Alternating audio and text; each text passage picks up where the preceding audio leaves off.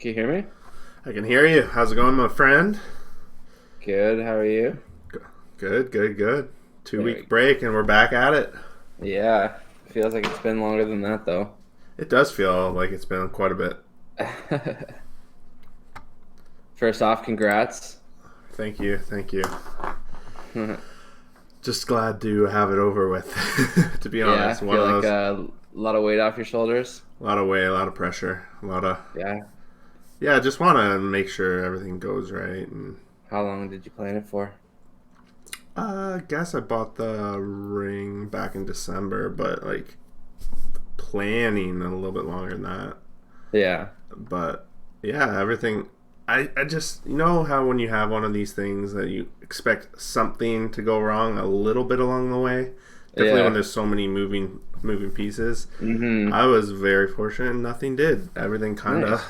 fell into place right on time, and I was in Vegas, so I kind of half expected a flight to be delayed or something to screw up. That was my biggest worry, but Yeah.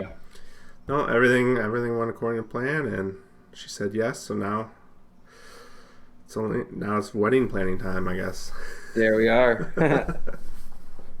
Nice, nice. Yeah, it's good stuff. Itchy ear there. I don't even know where to start with hockey. I had a couple things Yeah, written down. I'm just opening it up now. sounds good. Um, First thing I want to talk about, we had a little bit of a chat earlier, but Seattle, the team name, you seem to have some favorites in line, and I seem to have some other ones in line. What's your top one or top two, and why? I would say, yeah, it's funny that when I was in Vegas, I was actually sitting beside for about 6 hours someone from Seattle. So we kind of went over all this too. I would say my Seattle favorite hockey fan, or just a Seattle sports fan, or just a Seattle Seattle sports person? fan, sports Okay. fan all around. She is a female, and she actually more into basketball than anything. Um, but excited that the Seattle was getting a hockey team. That was around the same time too that it leaked that they were being called the Kraken, but I guess that wasn't verified at this point. Nothing Yeah, yet, they but came that out and denied that seems to after. be. And there seems to be some people be like saying like, oh yeah, they've trademarked this, they've trademarked that. I Yeah, think they said Vegas trademarked like 19 different they things, did. so I mean, it really doesn't mean much. Yeah, It just and means it's I in its think final stages, they just really. trademark those things too, so they can add little logos on their shoulders and Yeah, like things like that. yeah, My personal marketing stuff. favorite is the emerald. I just like that. I just think it's different. But I've heard people call it the emeralds with an S, and I Mm-hmm. prefer it without the S. I think it sounds better, the Seattle Emerald, because emerald can be plural by itself. Mm-hmm. I like that. That's fair. Depending I like on that better than with the S. Fair. yeah, depending on how they kind of market. I don't know. I think it's more of the color and like the jewel and well, I don't know how they really localize it. Mm-hmm. I'm honestly, I don't mind Kraken. I really kind of like it. It kind of suits the Mm-hmm. city because they have some crazy Kraken statue down by the water. Do they? Yeah, it's kind of suits the city. It's on the water. Kraken's kind Yeah. of interesting sea monster. The So thing that I mentioned in the chat group as well is that for me, like I have a bit of a marketing background. That's kind of what I went for school for. yeah, So for me, like that's where I naturally go with a lot of stuff. So to me, if I was given an opportunity to, like the last couple of names I had was the Kraken, the Sockeye, the Totems, and the Emerald. hmm So I'm like, if you took those four totems, I mean, Totems was my you least favorite of all those four. yeah, I don't really like it, but in terms of marketing, there's no restrictions really, Yeah, other than making sure you don't cross any like ethnic boundaries with the Aboriginal people or anything like like that, the right? Redskins, right? Yeah, exactly. Like you don't want to start something new. Like those will eventually change, I believe, off of what they are or something. But obviously, to some degree, you're going to be limited, but probably very little. Yeah, Sockeye, I feel like you're kind of limited too. The Kraken, it's a made up creature in a sense. So like hmm your boundaries are pretty much limitless. Like your Yeah. logo could be anything. Your colors could be Well, anything. it's Your kind of more along the lines of an octopus giant creature in yes, turns. Yeah. but still, I mean, you could use just the octopus's head. You could have the tentacles do something different and make a bigger Wrap around crest a on a hockey jersey stick. as Yeah, something it could be different, so or many different things. like Yeah. you can as a third jersey you can do something entirely Like a different. Like you can shipwreck or have even, yeah. yeah, exactly. Yeah. And then you can maybe do like the in Columbus they've got the cannon, and in Vegas I forget what they do, but they do something, don't they? Are they the ones with the bells? Who or is that St. Louis that does the bells? Mm, For every goal they score, they ring a bell or something like that. I think that's St. Louis or maybe Nashville. I don't know. I'm trying Um, to think of another one that comes to my head, but but of I mean, something, like yeah.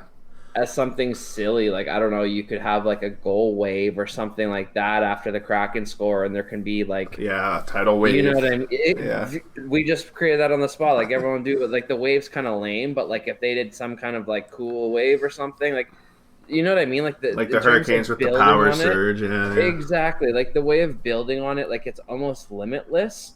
Where like I'm a big if fan of you're like the Kraken. totems, like you can really only base like and like pregame ceremonies, like you know how Vegas does their big thing with the knight and whatever. Like Yep. if you're a fish or a totem or even an emerald, like you can't. You're kind of limited. It's kind of like the Leafs or like some of these other teams. Like you can't really have a video like that because like No, it doesn't you're really right. work. Or I the think the Kraken, you could Kraken have like definitely an brings a lot attacking or of, something. yeah, a lot of options in terms of off the ice, what they can do in Hmm. terms of. Yeah, I think you're right on the hit the nail on the head on that, and I wouldn't be surprised. Like Kraken, I like it. It's probably Hmm. my second, if not close second. Like I think I Yeah, only like the Emerald.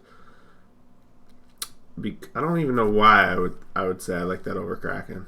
yeah. You might I have mean, I you, think that if you did the Emerald, you'd really have to have really, really, really nice jerseys. You couldn't have a yes. cheesy jersey with the Emerald. I think that that would kind of not.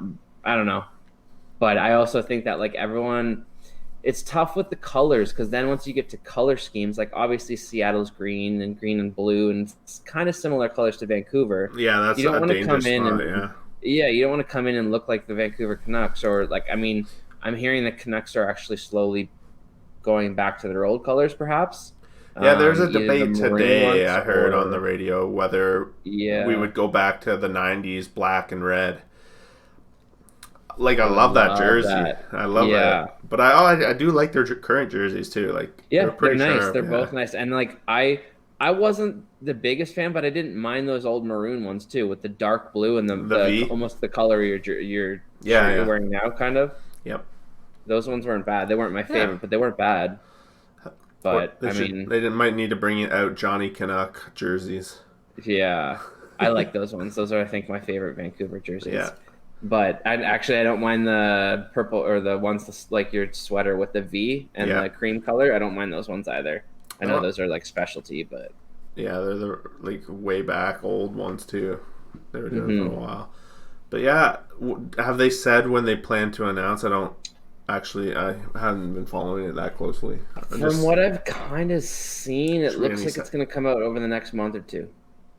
Like cool. it will be finalized over the next month or two. Do you remember when the Golden Knights came out? I was like, it seemed a little strange that I the hated it. golden. Yeah, but has it grown on you? It has on me. Yes, Yeah, absolutely. yeah, I if like 10 is absolutely love and 0 is I can't stand it. When it came in, it was like a 1 or 2. yeah. Me too. Now it's probably like a 7. Yeah, and I So, I understand that the owner was trying to pay tribute a little bit with the name to his Marine background or something. That's my parachute. understanding. Yeah. Yeah. Yeah. So Parachute squad. But yeah, and like I dig it now and like what they've done with their mascot, what they've done with their pregame ceremonies and shows, like what they've done with all of that, they've almost done a perfect expansion. Like that's why I think Seattle's not. it's No matter good. how Yeah. good they're going to do, they're not going to reach the bar. There's no way. Yeah. Well, Vegas seems to have created an impossible standard. I'm a little interested to see what it's like when they bring that football team in there. Mm-hmm. So, because it's impossible to recreate a Yeah, championship run the first year.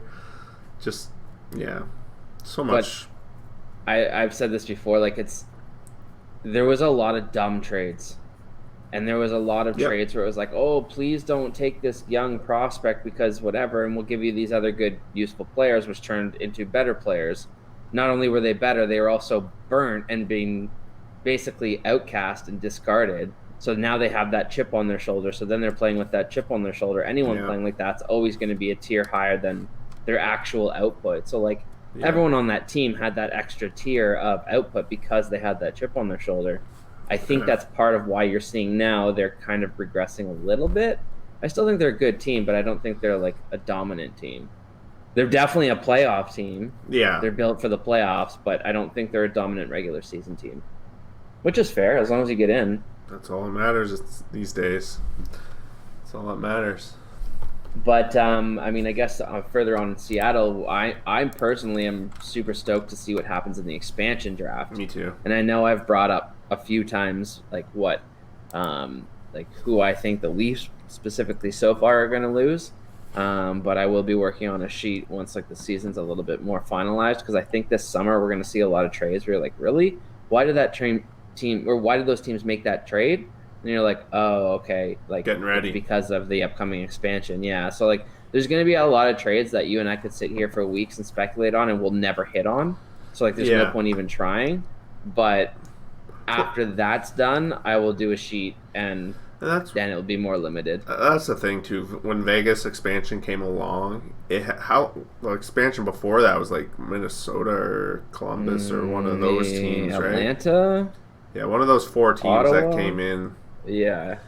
Yeah, I It don't was remember. Columbus, Minnesota, Nashville. Nashville was the first of the four, Yeah. and then I think Atlanta. Columbus and Mini came in together. Yeah, I think they were the last two. So that was like a long time ago. I think Mm-hmm. the Vegas expansion caught the teams by total surprise. A lot of Mm-hmm. panic, like you said. Mm-hmm. Whereas this time they've learned, they're probably been preparing for it for a few years as opposed to last time. So I don't know. I really wanted to scoop up on Nick when he said that Seattle would make the playoffs because I'm fairly confident that they won't. Mm-hmm. But And they're going in the Central, is it? Seattle's going in Central? I believe the Pacific. And then what? Who's I moving over believe well, to? like they've never announced it, but a lot of the predictions are that the Coyotes move into the Central Okay. to kind of like because on the map they loop up with the Texas a little bit near the Okay. bottom. That's what the predictions are. Mm-hmm. Could be a lot. Like it could be a. They in theory could do a bigger shuffle up, but I don't think Mm-hmm. they want to do that because like the Eastern Conference divisions are pretty. I like they're set up in a decent way. Yeah. I do you think that the structure of the NHL is um appropriate for moving forward, or do you think that there's going to be a future change to either like the conference alignment, playoff structure, anything like that? Any big changes you think should happen or you see happening? I'm talking like three to Yeah, four I'm years out. thinking. Yeah. I think given 32 teams will be at four divisions might be too many or too little. Um, because really that's given 8 teams per division. Divisions to me growing up and everything have always been a little smaller, like creating some pretty solid rivalries. Baseball, football, basketball all have smaller divisions. The NHL, if they keep 8 in each, will be the by far the biggest of all the sports. I don't know if that can should be maintained. Mm-hmm. They went from 3 to 2 divisions, right? So I don't know what their reasoning was really behind that, other than probably was for scheduling. Um, That's what I think. yeah, And but that's what will make it tough once we get 30, 32 or more teams as well, right? mm-hmm, Is making sure that there's a fair schedule and balanced. And like, if there's 32 teams, you're playing 31 other teams. So that's 62 games if you're playing everybody twice. So now Mm-hmm. you only have 20 other games. The So problem what? the problem with 32 is that it's not really divisible by anything other than 8. Unless you Yeah. go down to 4, which 4 is too small for divisions. Yeah. Like, that's just crazy talk. Yeah. So, I don't know. Like, there's got to be some sort of change. I don't see them changing the conferences, the teams, because I don't know really what team would move. The Eastern Conference is pretty solid from my perspective. You got all the original 6 teams in there. It Kind just of, depends if there's any relocations. That will be the thing that throws anything off. yeah, and Ottawa. Sorry. Ottawa to Houston or Wow. Quebec. Yeah, I think that would be more likely to Quebec.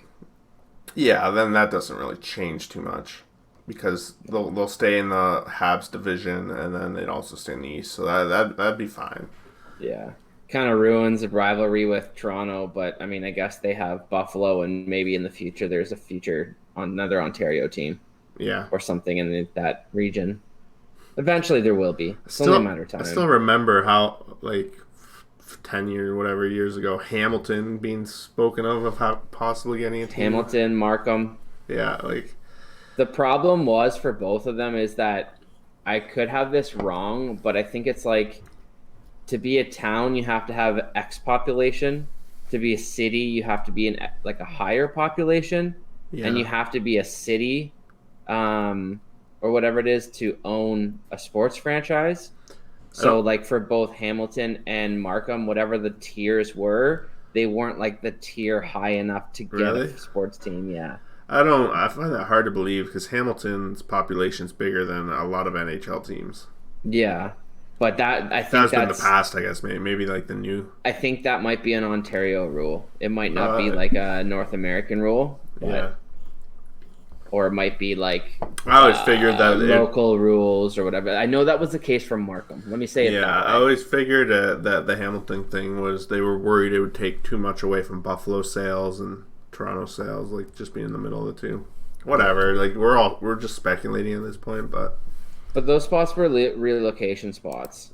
I mean, when Atlanta relocated to, why is my mind going blank right now?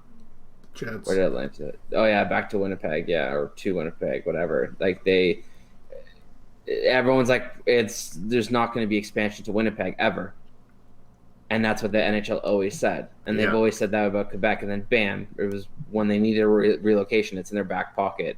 Both Houston and there's a few places that I think the NHL has in their back pocket. I just don't know. Like it seems like okay, we get the 32nd team. Can the NHL we go to 36, 40 teams? Like that seems like eventually we're just getting out of No, hand. So does it eventually get to the point where it's kind of like the English Premier League, where teams get regulated out of the league? Like what happens next?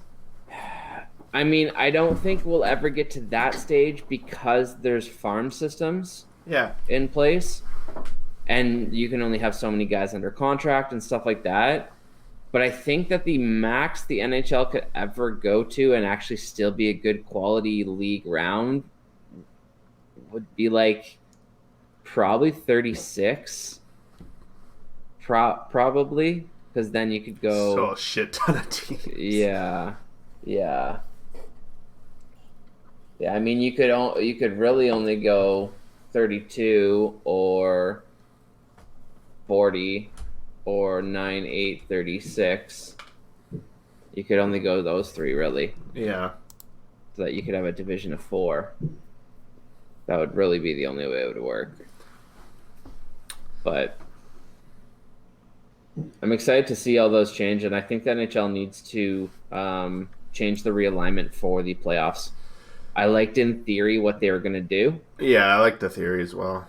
but I don't think it's really turning out. I mean, anytime a Leaf fan says that, they're like, "Oh, that's just because you have to play Boston over and over." It's like, yeah, but realistically, asking anybody outside the market, do people really want to see Toronto and Boston again, or like watch highlights, or like see that happen again, Well, I like in the want to first see it round? particularly to see the Leafs' misery, to be honest. Yeah, yeah. Well, at this point, I mean, we might as well shift to the standings quickly. Yeah. Just to add on top of that point too, I think the like from the West Coast perspective, the seeing an increased likelihood of Edmonton playing Calgary, people like that. Yeah, People really want to see that right now. And yeah. But let's see them play each other 3 times in 5 years and ask if they want to see it again. yeah, yeah. No, that's I think that's the thing. What I was gonna add was that we might. It feels good for the past few years, but looking at it as a whole, 10 years from now, I'll probably be kind of sick of it. Yeah. Like, And like you want to keep it, you want to spark other rivalries too. You don't want to just always have the same ones, right? mm-hmm. I mean, sometimes, yeah, it's great, but too much of a great thing can sometimes not be as good, right? So would you say to put it back to the 1 through 8, or are you thinking even more deep 1 through 16? I think in the first round, it should be top bottom, and Like in the then conference or in the league? in the conference. Okay. And then there should be realignment on everything because there should be an advantage to being the best team. If not, Okay, then yeah, that's really that's what it was like 10 years ago or whatever. Yeah, like your goal shouldn't just like realistically, if you want to be simple about it, your goal is either the President's Trophy, making the playoffs, or you're rebuilding. Yeah. Right? There's those 3 tiers. Yeah. So if you're not in one, you're in another. All right, what conference do you want to lead off with here? Well, I guess the East. What I was going to say is I've been looking at it closely, and I think that it's safe to say that we know the Metro. I think Philly's going to go on a bit of a run here. They're going to get Nolan Patrick back, and they're going to get Carter Hart back. Is Patrick due to come back? I didn't know He that. just started skating. Oh, okay. So, I mean, even if it's 3 or 4 weeks, they're getting him back for the important part of the season, right? Yeah, just added a little depth to their. Yeah, He's not gonna not only do- a little depth. I mean, that adds a third line center at worst. That's a contributor, right? Mhm. It's like adding a third line center via trade deadline, and then they're getting. I mean, realistically, I like Brian Elliott, but he's not at this stage of his career. He's not really a guy that can carry a team for more than a game or a couple games or a week, 10 days tops, kind of thing, right? Yep. So getting Carter Hart back once he gets in his groove, that's going to make them better. So to me, Washington, Pittsburgh, Philly, they're in. That's set, and it's probably going to be Washington, Pittsburgh, Philly in that order. Then we shift over to the Atlantic. I think that's pretty much set. Like I don't think there's anything that's going to change about that. And then the Atlantic, I think it's safe to say the 3 teams are going to be Tampa, Boston, Florida. Okay. And it's just a matter of if Tampa passes Boston or not. I think they will. I think they will too. For some reason, something in, you know how I always talk about how I see certain colors and stuff like that. I just see future highlights about how good of a series Florida and Boston turned out to be. Okay. I see it being a long, crazy series. Leafs pulled within one. Rask versus Bobrovsky. I see like a really good series there. Yeah. Ignoring the fact of I'm a Leaf fan, ignoring what I said about how I didn't want to see Toronto there. At this point, Toronto might not even make the playoffs. So, like, to me... Yeah, they're really fighting for They are. In Florida, let's be real. They're getting healthy. They're going to add. And Bobrovsky hasn't been the greatest. So, like, he's going to go... He's going to heat up. Yeah, they're starting to get everything together. They did lose Barkov, though. I don't think it's long term, even if it's for a couple weeks. I mean, that will get some other guys going for when he gets back, right? And it will get them going in that kill mode a little bit early, which is going to make them only better. Yeah. So, like, to me, those 3 are pretty much set unless something crazy happens. So now we're talking 2 spots for 4 teams: Toronto, Carolina, Islanders, Columbus. Oh, I'm proud of you putting Columbus in the mix. But you're right. Let's break down those 4, and that's where Columbus kind of might die off for me. Yeah. Full props to coaching, full props to what they've done, full props to their goaltending. I'm not trying to take anything away from them, but you could argue that they're playing their best hockey. Yeah. And they do not really have assets to acquire people, but they do have a couple injuries coming back. Yeah. Yeah. I guess all I'm saying is that they're not going to probably be able to go out there and add a piece that's going to make them that much better. So, like, I think that they are going to kind of dip off a little bit. They have to. Like, they're going to go on a 6-game lose streak. They're 6 out of 8 or something like that. It's going to happen. Every team's going to have their struggles at some point of the season. Columbus hasn't really had that struggle yet. Like you said, they're playing the best hockey that they can. They're reminding me a lot of how Winnipeg started this season, and just they're on the verge of their best all-time goals against as a team. Yeah, in a season. Like it's kind of ridiculous. I mean, it shows how good of a coach Tortorella is, really. Yeah, full props to him. Yeah, yeah. I mean, I think that unfortunately, if I had to put my money on something that happens with Columbus, I think that they do tail off a little bit. I think that things blow up a little bit. I think they get rid of Tortorella, and I think that they take a step back. You think they actually get rid of Tortorella? You think that's possible? I'm pretty sure his contract's up after the year. I don't follow coach contracts too much. I want to say it's this year or next year that he's up. He's the kind of coach that you want for a team that's in this position, though, kind of. Yeah, but he's also the type of coach that expires. Okay. Eventually, I've seen it, yeah. Eventually, him being hard on some young guys or guys who are like, we're not the same team anymore. We're not built like that. It's happened to I mean, I don't want to really compare him to Babcock, but some guys just are good. They're amazing coaches when they have the right team. You give them the wrong team, they try to fucking turn certain players into different type of players, and instead of just try to coach what they have into the best they can be. Yeah.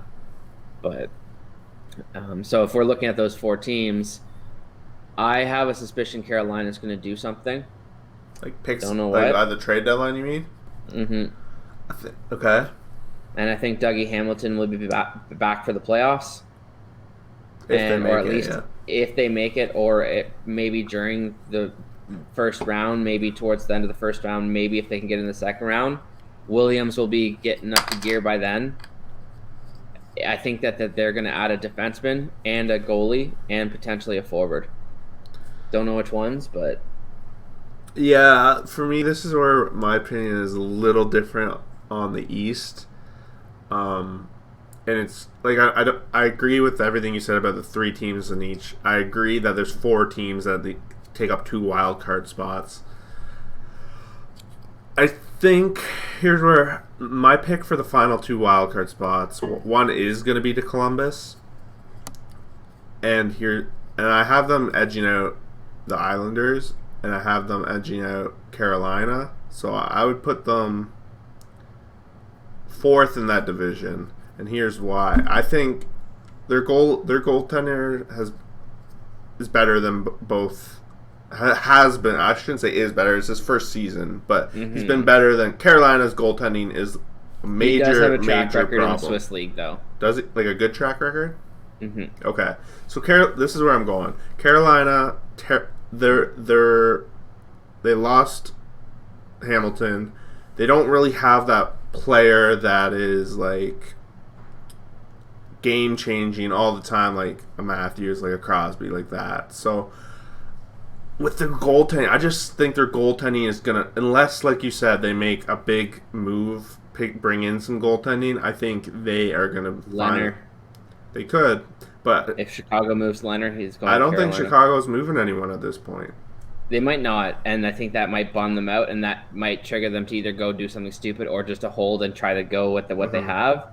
If that's the case, I agree with you. They miss out, and they got to address that. The Leafs are a big question mark for me because that, like, if they don't get Anderson back soon, they're in a world of trouble.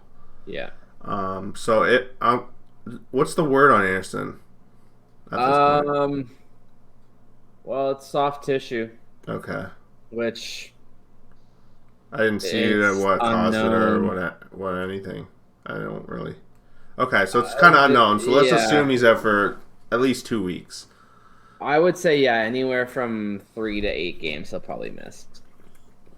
In those, let's say that he misses 8 games. Just and the Leafs go 2-6. They're gonna be 4th out of these 4 teams, and they're gonna have a lot of. Couldn't you say that it's smart for Dubas to hold off and see instead of try and force something?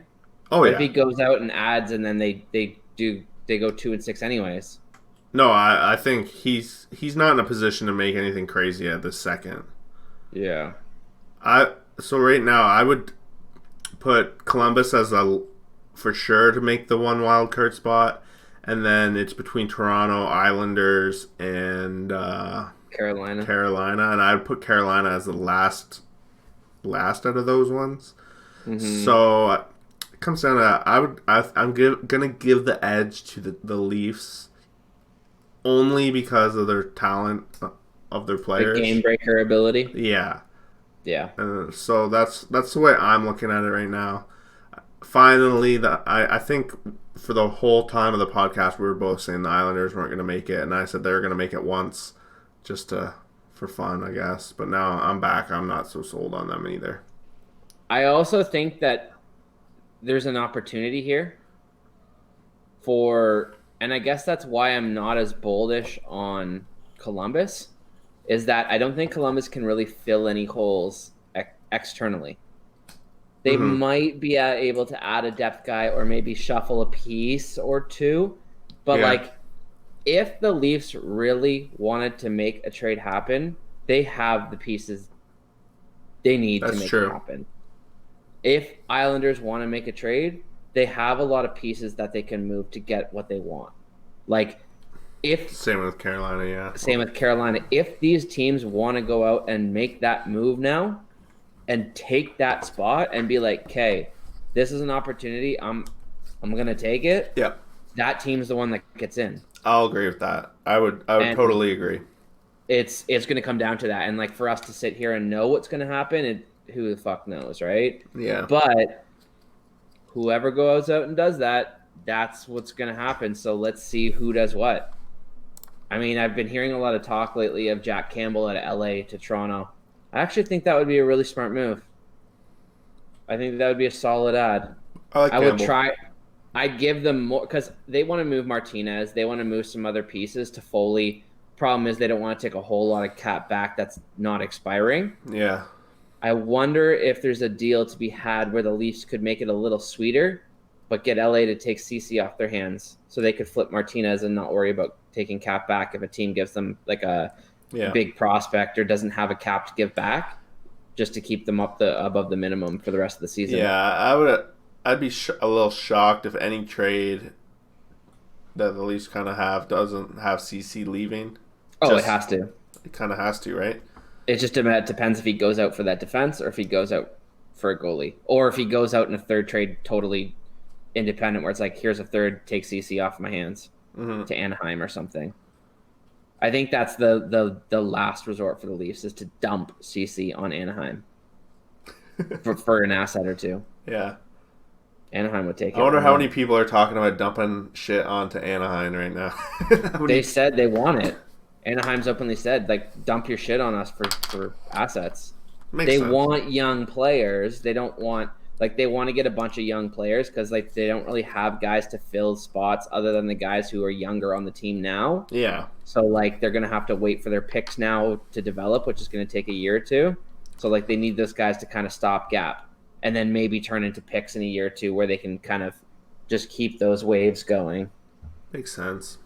But it will be exciting to see who either this deadline's going to suck and it's just going to be like, well, you know, down to the last day, Yeah, those four everyone's teams will gonna- be within 2 points, or somebody's going to do something crazy and pick up something.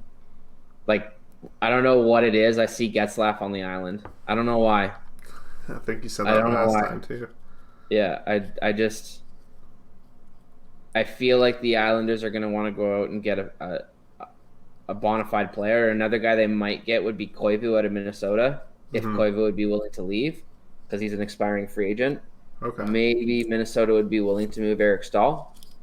I mean, they're going to have to, if they start moving Dumba and these other guys, they're going to have to start moving some contracts off the books, right? Maybe they move Eric Stahl for an asset. I see them getting one of those kind of older, two-way, bigger, heavier centerman. Maybe they get Turris. Maybe they take Turris for free off the Predators. Maybe. Those are the names I see the Islanders going off of after. And then if they want to get that guy and then also add, they also have other picks and prospects. They've lost a couple of defensemen to injury. So I Yeah. mean, if they go out and do those couple things, which is also why their goaltending is taking a bit of a hit too, right? Because their defense isn't as good as they're Okay. known to be. So I mean, if they go out and I know they're in the market for Vatanen and Palmieri. So I mean, Kyle Palmieri. they Yeah. yeah, if they were to land those three pieces, there's absolutely no doubt in my mind that they would be one of the wild card teams. Okay. But let's see what happens, right? Yeah, Like that's really so, what it's coming it's down to. Cool. Cool. yeah. But yeah. So I come on to ask you, what's it like right now to be in another crazed Vancouver or crazed Canadian fan base in Vancouver? Like, what's the hot topics there? Do they think they're going to win the cup? Are they nervous? Are Okay, they so skeptical? I'm What's gonna it like? run it down here. There's not a lot of excitement as you would think. There's not really a lot of excitement. Our biggest concern, we don't really have a concern really. We don't really expect Benning to do much at the trade deadline. Uh, Miller was kind of the yeah, that was kind of his move, trading the yeah. first overall for that. There's a lot of like at this point we kind of we kind of expect them to make the playoffs. Like making the playoffs is expected, and I think that's when the hype will start to get up.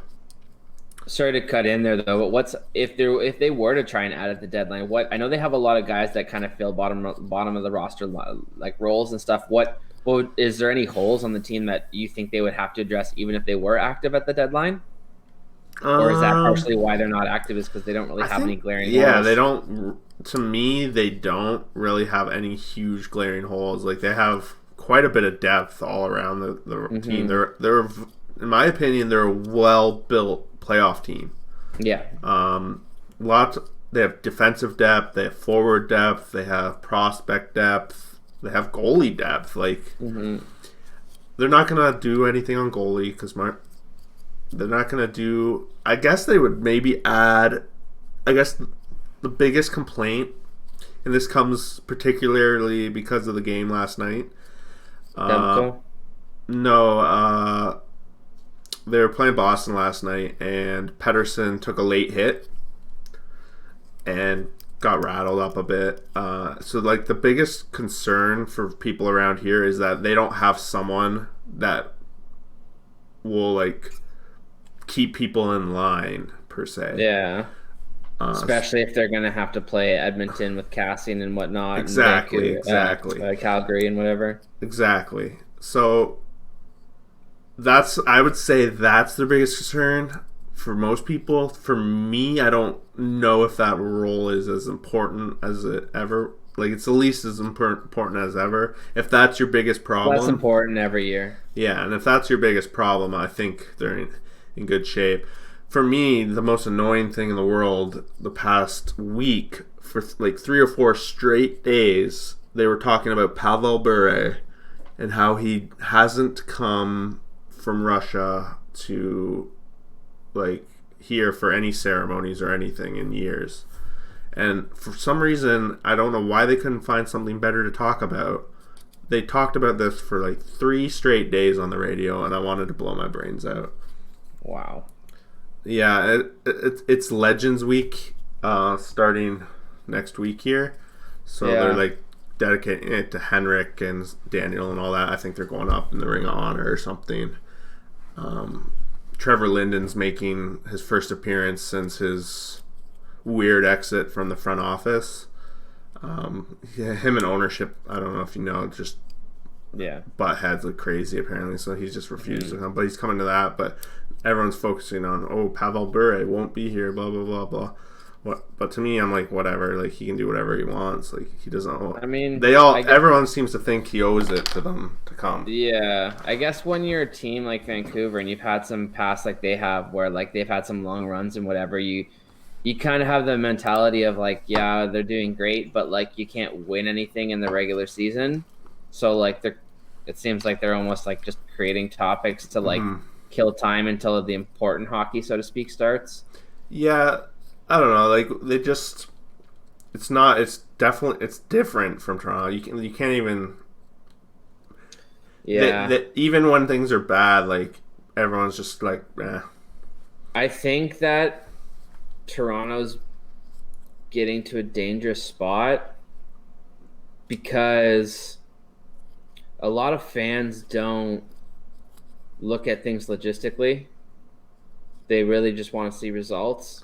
And if you want to, and like if you want to be fair, it's a results based business, right? Of course, yeah. Why? And it's a bit of a rhetorical question. Why are the Leafs continually and cyclically going through the same issues, like generation after generation after generation after generation, and like they continue to have these crazy ass stats, and like they continue to be the teams with the least amount of power plays, and like we're talking. There's all this talk about oh well, your power play.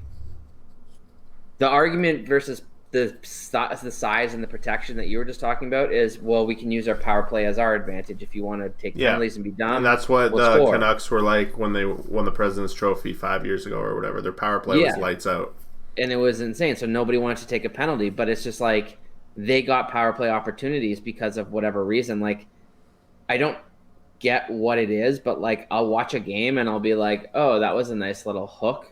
And then the Leafs will like turn it over and it'll be a 2-on-1 and they'll like just miss the net. And I'm like, okay, well, that was inches away from being a goal, but it was also a hook that went uncalled. And like a couple of weeks ago, I was at the game. Marner got hit from behind from Komarov. Like there's been like a bunch of blatantly obvious penalties that like in a quote unquote regular season are penalties. I'm like, sure, in a playoff game they're not, but it's almost like the Leafs are being penalized in a playoff fashion in the regular season because refs don't want to sway the games too much by giving them too many power plays. But then if they happen to get to the playoffs, it's going to be a completely different game anyways, and they're not going to get any power plays, and they're going to be out in the first round anyways. So it's like, I saw a very interesting graph. It was a few months ago about penalties. I don't know where I saw it, so I'm never going to be able to find it. But probably The Athletic. I think it was, it might have been The Athletic. It had to do with penalties called. It was like one of those like crisscross graphs, penalties called and then penalties called against, and like every team was like on the line of like a complete diagonal. The Leafs were in the bottom left, which means like essentially the line represents that every penalty you take is equaled by a penalty against. So like it was kind of like this particular graph demonstrated that the NHL doesn't really create penalty advantages to teams. They just do makeup calls constantly.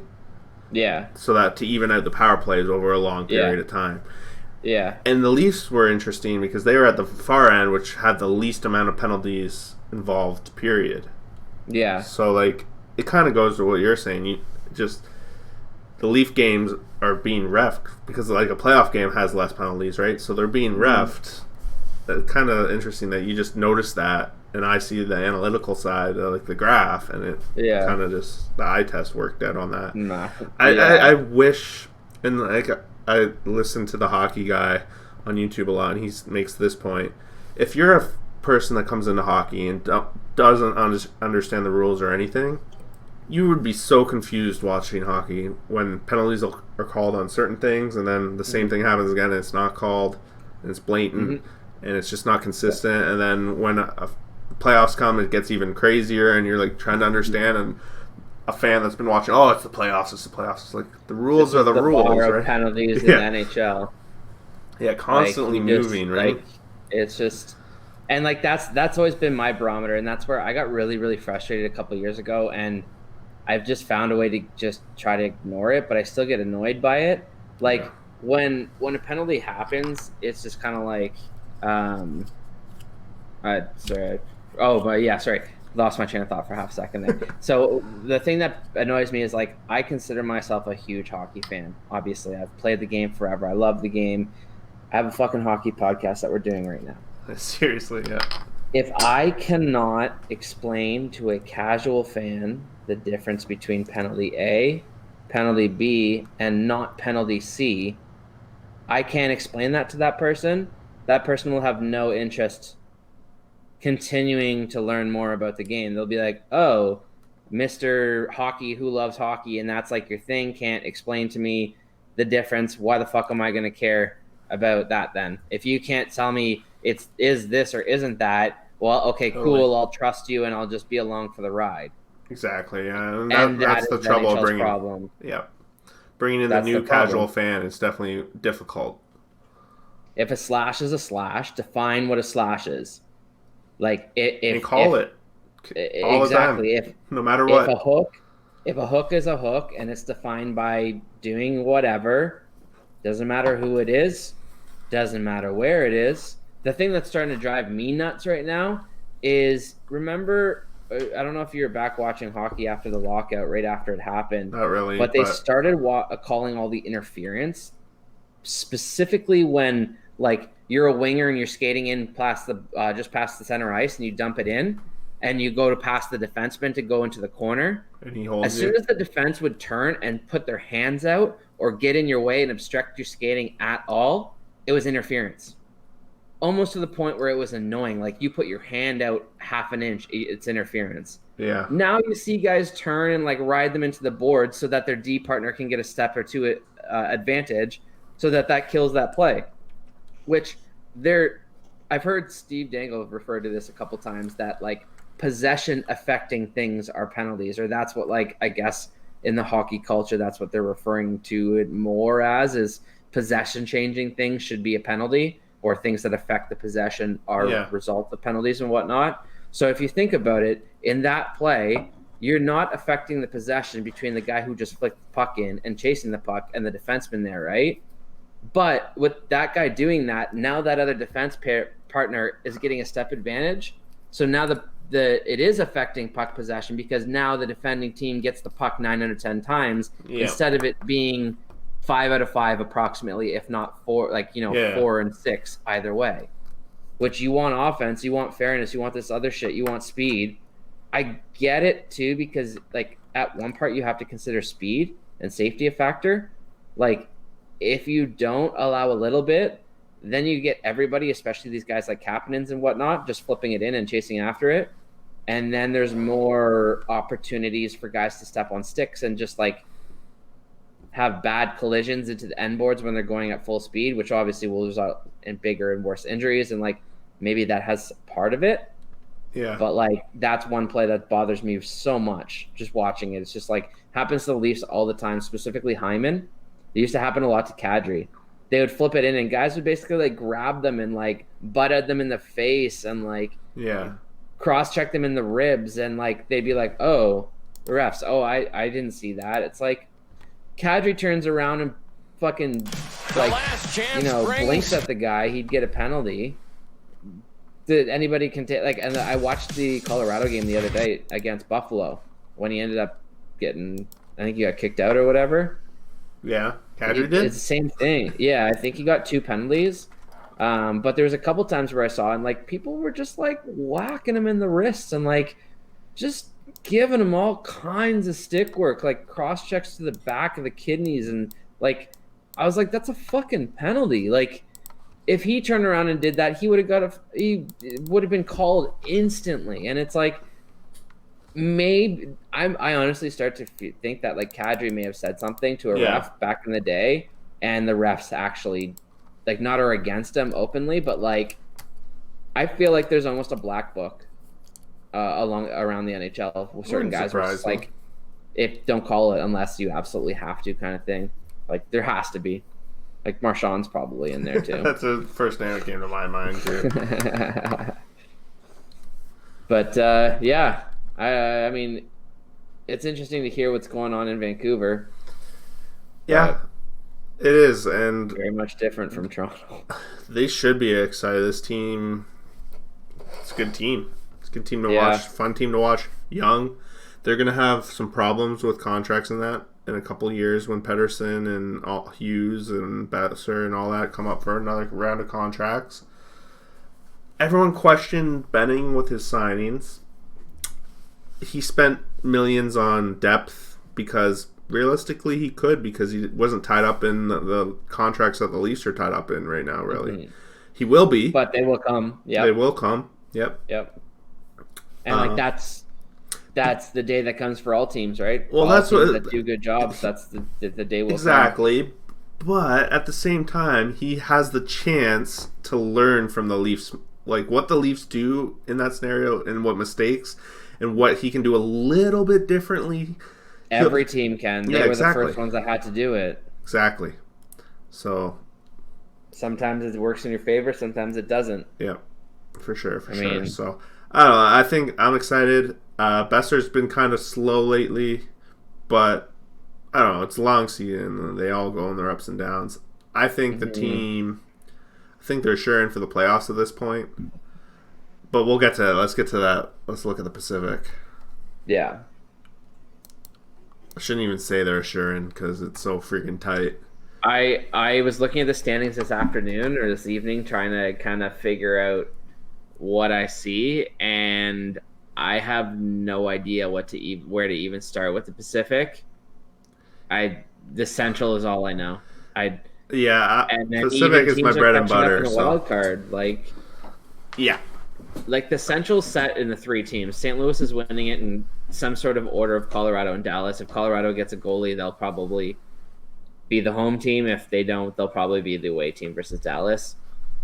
But I think, like, who knows? Chicago's back in the picture. Nashville's back in the picture. Like, so I have. Where is it going? Okay, so I kind of did a rundown too, like you said, of for him, and he starts a rush back. Of the Western Conference. I kind of made my picks in my head because I knew we would go into this. So this is the way I'll just lead us off with this. I agree with the Central, what you said. The Pacific, it's weird. It's funny because at the beginning of the season, I was like, 5 teams are making it from the Pacific. 5 teams are making it, and then finally I switched to 4 for a couple weeks. But now I'm back of the opinion that it could be either way again. And here's how I see it. I do see Vegas winning this division. I think they're just the best team of the division in the Pacific. they're due to go on a bit of a run. Yeah, and I don't know. I haven't been watching a lot of Vegas games lately. I have been seeing Fleury's save percentage and that struggling.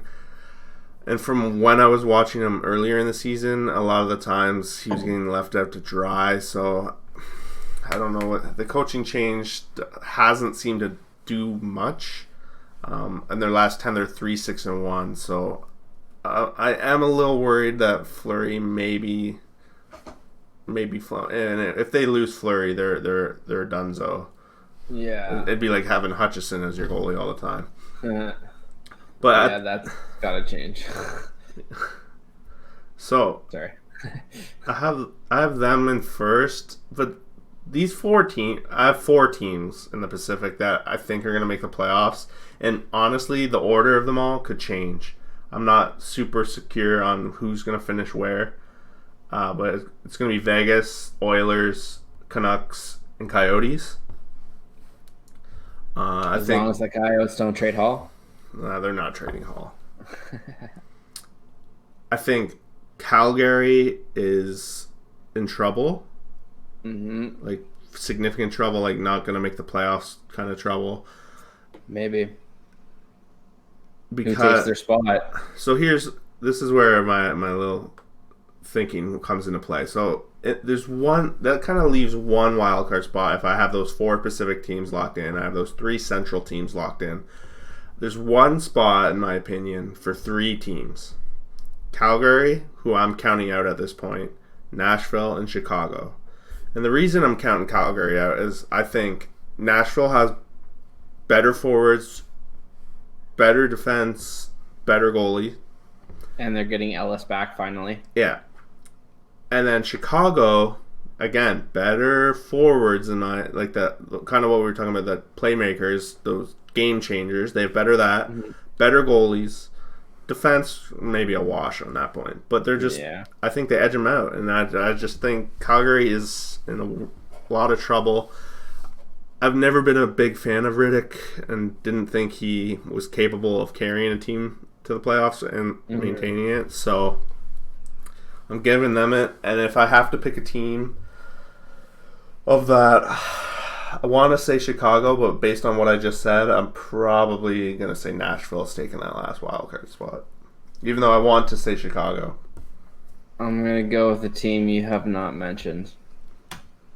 For the wild. Okay. Yeah, for the last spot in the West.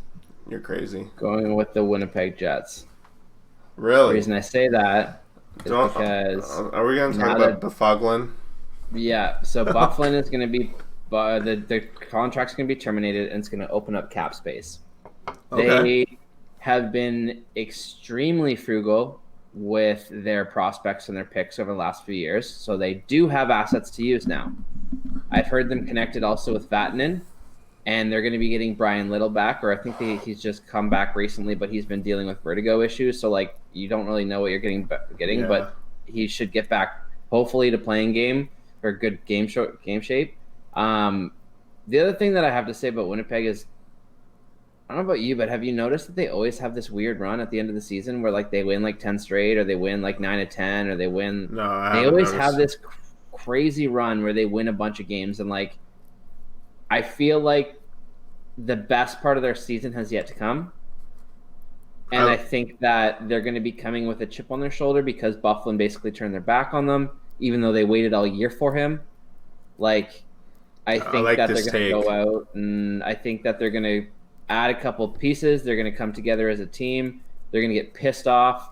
I think that they're going to make a bit of a run here. I think that they're going to do something here. So you kind of on the same track as me is thinking Calgary's missing and the other 4 teams in the Pacific, or like how do you see that part of it? Not necessarily saying Winnipeg's going to make it, but I see that like it. I can't really make a prediction because like with all the teams so close, I honestly think you could, play it out 100 times and it's going to be different every time. So, like, it's hard to say, but I do think now that I'm looking at it, as long as, like, obviously injuries can change things really quickly. Yep. But injuries and everything aside, I think Edmonton's going to add a little bit of offense, which will help them on the depth side of things. So that will keep them in the race in the Pacific. I agree with your take that Vegas wins it. So I think that Vancouver will be up there too. So let's say those 3 teams, as you said, I don't know what order. And Arizona, as long as they don't sell off, which agreed, I don't think they will. They're due to get Campbell back, man. Like I know exactly, right? So like, it's kind of like the East, where like I was saying, like it's for the taking. So Calgary, Nashville, Chicago, Winnipeg. Who wants to take it? How are you going to take it? Are you going to take it just by some magic where you go on some really good run? Are you coming together? Will injuries come back together? Will you? Will goaltending be your story? Will you go and add things?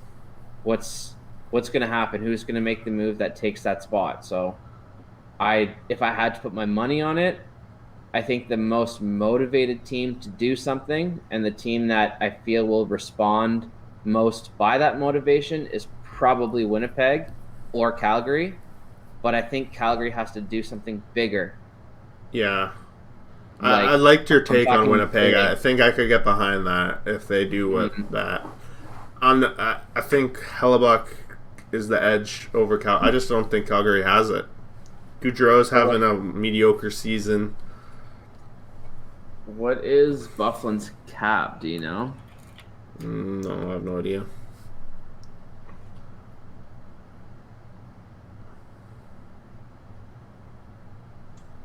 Where are you, Winnipeg? There you are. So his cap hit is 7.6. So I mean, to have 7.6 plus they already have $4 million. They got a couple big players, but they also have Brian Little's on IR. He's coming back soon. Matthew Perreault just went on IR. They have Adam Lowry coming back, who I think is their 3rd-line center. So they're missing their 2nd and 3rd-line center. They're missing a depth center / 2 checking wingers, 3 checking wingers, 3 depth wingers. So some help on the penalty kill and stuff like that, and make it easier for everyone else. And it just opened up a space where they can go add a defenseman or 2, and maybe even add a depth forward. Winnipeg is often on a players no trade list, though. I don't know if Yeah, that's going and to play that's into the that. problem. That is a problem, yeah. But if you can find the right trade, like if there's I could probably find a name, but if there's a team out there who, let's say, has an overpriced defenseman, like they don't need anybody beyond this year, right? Because they got to resign, I think, Line and they got some other deals they got to take care of. So like they don't really want to take on term. They just want to take on something to help them this year. Yeah. So find a team who has somebody overpriced that's willing to just dump them off for free, and then add him or add that person. Like call the Leafs and be like, eat half of Cece and we'll give you nothing, but we'll take him off your hands, and then go add a guy like Vatanen or something like that. And then you can add a depth defenseman and a guy who can play in your top four to replace Bufflin. So you make your depth better and your defense better, which by default makes your goaltending better, which makes your goals against better, which makes, closer games and more penalties potentially for power plays, stuff like that on a good power play team. Yeah. So that could make the difference there, right? So like the chain of events is always what I look at. It's just a matter of what starts that or how long or what happens during that chain of events that's really going to lead them there. And for us we're not future tellers, right? Like we don't know the future. Yeah, so I like wish.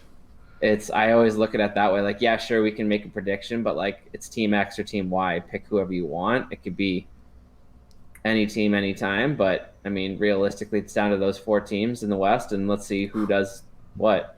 I think Chicago is comparable to Columbus, and like I don't think Chicago has a lot of assets to deal. I don't think they're kind of thin right now. I don't think they want to thin themselves out, especially considering where they're kind of at in their maturity. Mm-hmm. So like I don't think that they can really go and add. Nashville can do a bit of shuffling. They're kind of more like the Islanders in that sense, where they've got a few assets, but more of their trades are probably going to be like young roster players for other types of players. So I mean, it depends. These teams are also in different trade markets as well, right? So like different trade markets are different, are denser than other ones. So like depending on what happens in those, it could result into one team basically ending up with no dance partners versus another one who has 7 dance partners to pick from, and you could maybe pick 2 of those dance partners. Like Bidding wars. You never know, right? So it's going to be interesting. Yeah, this trade deadline is going to tell us a lot about where teams think they are.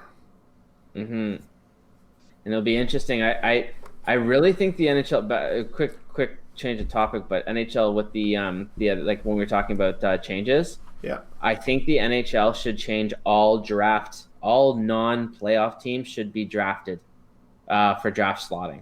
So like instead of just being top 3 for lotto, okay. I think every pick should be lotto. So 1 through 15 or 1 through 16 after expansion, all non-playoff teams are in the lottery, and it will prevent tanking. I mean, it should still be weighted, but it should be a full lotto, and then you can make like a whole thing out of it instead of being like a build up for like a 30-minute show or a 30-minute segment. You could actually make a whole like night out of it and be like 16 teams get to find out where they're drafting.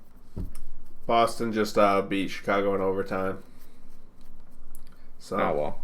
Do you have money on it? No, I just thought it was interesting because we were talking about Chicago. They pick up a point. Yeah, the Leafs are Boston falling. gets 2 though. Yeah. I mean, I could definitely go on a Leafs rant right now, but more than one. There's really no point. Yeah. I mean, realistically, so we've mentioned his name a bunch. Steve Dangle has summed it up a lot recently. It's what I referred to earlier when they're wavering on a dangerous point. Like, I think a lot of Leaf fans are like, really? We're doing this again? Like, I thought we went over this. Like, I thought we went past this. Like, I thought thought this was in the rear view. I thought the expectation that we're no longer going to have these 18-wheelers, the expectation that we're no longer going to have these issues of, like, unexpected, blips of just stupidity and failure. Like, at what point? We've had several different coaches, we've had several different philosophies, we've had several different managers, we've had several different players. Well, things were the problem. Things were starting to look good. Anderson getting hurt's been a little bit of an issue. But even then, they're leaving him out to dry, and they're just expecting him to make the big save. Like, there's no way that's a recipe for success. Like, yes, it sucks with these injuries, but like, No, you're right. it's been forever that the Leafs have been like, oh, we need a defenseman, and now it's like, oh, you have a couple young defensemen, and now they don't want to move them, which is fair. I don't really want them to either. But then you still need like 2 more years of maturity out of them. So now you're mixing windows, and it's just like, as soon as they become good, like if Sandin and Liljegren are as good as the management thinks and hopes they're going to be, we're not going to have the money to fucking give them. We don't have the money to give Dermott next year. Like, then we have to go through expansion, and then they're going to have to be, well, Sandin and Liljegren, depending on the technicalities, Liljegren actually might have to be protected. So, like, now you're picking between, if you re-sign Muzzin, okay, well, you get to protect 3 out of Muzzin, Liljegren, Sandin, Dermott. Like, so now just as they're building to finally get the core together that they want to get together, it's getting ripped out from underneath them. Like, it's just like, I'm terrified that they're finally going to get this defense set up nicely, and then expansion's going to just fucking knock a peg out and it's going to crumble again. And it's just going to be like, here we go again. Yeah. I mean, it's not as bad as Buffalo, but... that should be the slogan. Sorry, I had to throw that in there. Not as bad as Buffalo. Should start that hashtag. Yeah. Poor fucking Sabres fans, man. Being ghosted by a chick after a date, not as bad as being a Buffalo fan. Oh, man. My friend, Jesse would appreciate that. Well, I know. The opposite of appreciate. But... Yeah, I know. No, I'm sure he'd love that.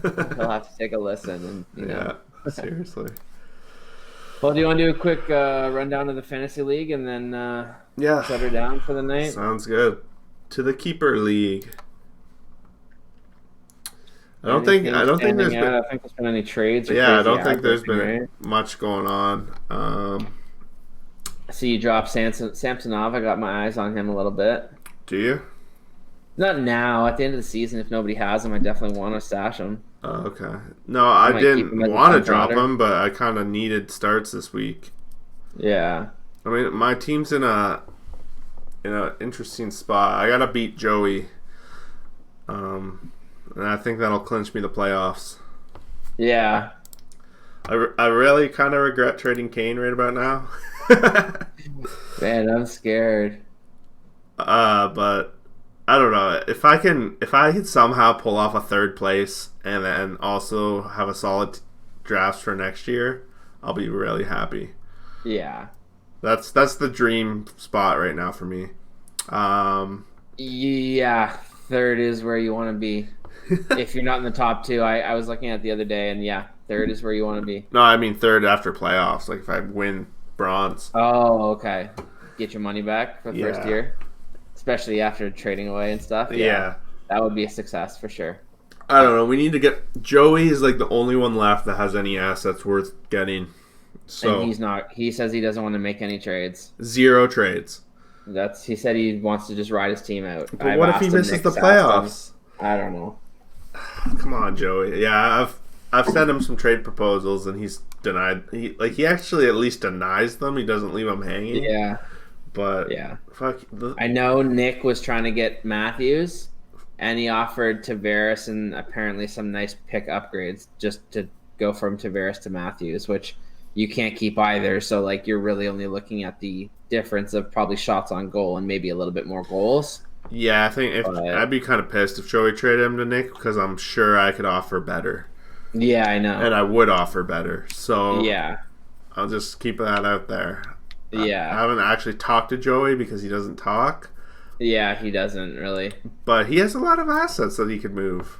I know. But if he's going to run it more out. Information through Nick, but yeah, he's basically just said he's probably just going to ride his team out and see what happens. That's a good keeper mentality. But whatever. Yeah. It is what it is. Yeah. I don't think he makes the playoffs though, to be honest. His goalies suck. No. But yeah. At this point, I mean, realistically, he should be claiming Samsonov. Yeah. He should drop Mrazek. I'm not going to lie. I don't want anyone to claim Samsonov. So, yeah. What, so you can add him back again? Yeah. keep that secret safe, even though I know you have a bid on him. I know. I do have a bid on him. I just don't know if I should actually bid any kind of money on him or not. I regretted it. Dropping him the second I did. Yeah. It's okay though. I have a lot of goalies coming back too, so it all. The reason I had to drop him is because my IR is full. Yeah. Mine's not. And it's full of goalies. Plus he's back now, eh? Who? He's back now. Samsonov? He's on. Yeah, he was on the ice today. Yeah, and I knew it when I was gonna be short. I was gonna just drop him, pick him up. Yeah. But you got a bid on him. I know you do. So. Well, right now I've only claimed him. I haven't actually put a bid on him. Well, I can't bid on him though. So. I know you can't. That's why I'm like, well, I'm gonna at least claim him because my waiver isn't worth keeping my waiver number anyways. Yeah. But I'm at 7, so 2 goalies, 1 starter's been trying to get rid of Varlamov for some sort of asset forever. Yeah. He offered me multiple trades, and I said no. He offered me Varlamov and a 14 for Mantha and a 6, or Mantha and a 9. Sorry, no, Mantha and an 8. And I was like, no. Really, Rundle should probably go for him too. For Varlamov or for Samsonov? Samsonov. Yeah, but he has waivers behind me, so he don't matter. Bid. He's bid in the past on things. Well, yeah, that's true. Yeah, actually, that would be a good ad for him because he picked up Rene. He should. Oh yeah, his goalie's garbage. Yeah, I don't know why he's rid Rene all season. I would have dropped Rene after like 3 weeks. Yeah, I tried to actually trade for Rene early, and I was actually giving him a good offer. And he's like, "No, I'm going to see what happens." I'm like, "All right," and now I'm like, "All right." Yeah. I mean, realistically, I'm running out of waiver ads, and I have this budget that I've been saving for. Why did you waste an ad on Bufflin, by the way? You want me to explain that? Yes, please. That's actually a good question. Nick asked me the same thing. He's like, fuck you. Okay. So this is what I'm hoping happens, and if it happens, I'll be happy. His contract will be terminated, which will make him a free agent. Are you going to make him a keeper? Is that your plan? That's my plan in the long game if it works. Yeah. Okay. Then he'll go to an NA. I don't think he'll come back this year unless somebody signs him as a forward where he can just kind of come and play and be anything or nothing and it doesn't affect the team. So like Colorado, for example. Yeah. Somewhere where you just come in, there's no pressure, you can play forward or defense. We'll slowly get you up to speed and we'll see what happens and what you have left if you want it. Okay. Another thing that I think will probably happen is he probably will just take the rest of the season off. Let's say he takes the rest of the season off, but he signs somewhere and comes back next year. Where do you think he goes in the draft? Probably around 10th round. Higher, yeah. So, like, in the 11th round, if that's the case, with me not having a lot of keepers anymore. And defenseman value going up a little bit next year. Exactly. So, I mean, I should stash him as an NA for the rest of the year, which means nothing. It doesn't affect anything. Yeah, your plan it all relies on him getting the NA tag, though. Exactly. And as soon as he gets contract terminated, he will be, and then stashed. Done. And then also by then, I'm hoping what lines up, because I put Freddie Anderson on IR+. Yeah. I'm hoping what happens is in the next week or so, Bufflin gets terminated, goes on NA, and then I bring Freddie back. Then who you dropping? And then I have open roster spots with Tyson Barrie, and if I had to, Couturier. Okay, yeah, fair enough. But I probably wouldn't with Couturier. But what I was going to say is I have all this money on a waiver ad. I might as well put it to good use on Samsonov. That's what I was he drafted? He wasn't, right? No, he wasn't. Samsonov, so he'd be a 10th round. Yeah. I have a 10th rounder. I could keep him. That would be a good, solid keeper. Fuck that, dude. That was honestly my plan. I don't know why I dropped him. It was a complete blunder. When I saw his name, I was like, ooh. It's a complete blunder on my part. I was really but I knew you were going to take him. I just knew it in my gut because you had one goalie. I just knew. And it was hilarious because Because I told Nick. I thought he was a potential goalie for a couple of years. Yeah. I told Nick, last couple of years in the other keeper too, I've dropped goalie names. The other one was Carter Hart.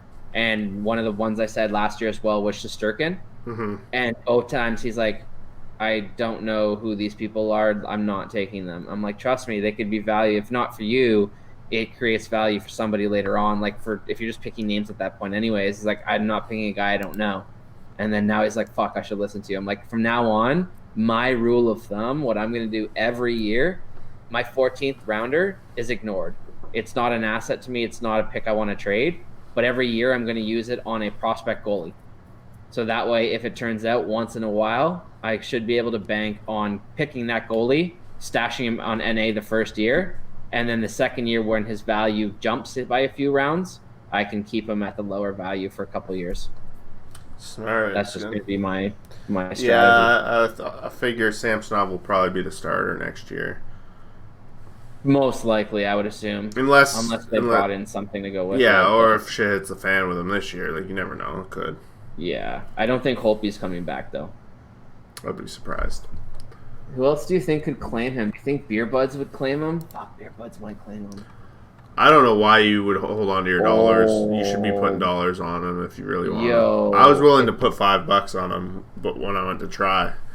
If Beer Buds gets him, he could have Hellebuck and Samsonov. Damn. Beer Buds has been running one goalie, though, but Samsonov, he's a good goalie because he usually rotates with Holtby, at least right now. And Washington gives up a lot of shots, but they're not high-quality shots, so he gets a little bit of padding on the save percentage. Yep. How much should I bid to get him? How about you just let him fall through so he can come back to my team? No, it's either I'm getting him or somebody else is getting him. There's no way he'll clear waivers. You don't think so? No, I don't think so. What do you think?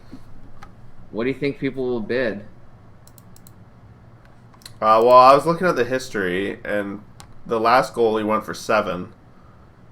But it wasn't that me on Schneider? Oh no, 6. Varlamov. And Beer Buds bid 5. Oh, does it show the bid history? Yeah. Where do you see that? Recent transactions, like you scroll down on the main page, and then FAAB bids. Ah, okay, cool. I haven't checked that out before. Or maybe I have, I just didn't remember. Yeah, Beer Buds bid 5 on Varlamov that time.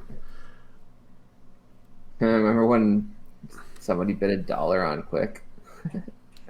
Yeah, you. So yeah, outbid by $1. Interesting. Yeah, so. I mean, I might as well throw like $10 down. There's no point carrying this money, and I don't think I'm going to need it later. That's what I was thinking too. And even if I put $10 down, I still have just as much as pretty much everyone else. Yeah, and if you really want them. Again, I wish I didn't drop them. So my debate is this: that do I really want to go back to a 3-goalie system? But if I go Samsonov, Bennington, Anderson, that's pretty sexy. Hey, if you get him and then you'd want to trade him back to me, I'll give you a decent pick for a pick back. Just keep that in mind. I will trade for him back. All right, I'm gonna put a bid. How much do you think I have to put to win the bid? That I don't know. I think the craziest bidder is Steve, and he's out of it. Yeah, he won't be in the bidding. So more because he can't use his ad. Although if he fucking and he has 4 goalies. Okay, the one thing I must say, never say Steve won't do something. Okay. He is the wild card of wild cards. I would not be shocked to see him drop Varlamov and drop whoever else he has and pick up Samsonov to go with Samsonov, Bobrovsky, and Vasilevsky. I don't know. I think he likes Elvis too much. Oh, that's the other guy he has. Oh. But the reason I said that is because if he really wants him, I don't see Steve valuing Samsonov. I don't see him valuing him. But if I'm getting in the mind of Steve, Steve doesn't want to use up all his ads, which means he has one ad left. If he believes in Samsonov and he thinks, oh, I have one ad left, he's going to bid $33 for Samsonov. He's not doing that, dude. No way. I just told you, don't say he won't do nothing.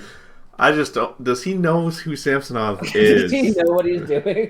No, I know he doesn't, but does he even know who Samsonov is?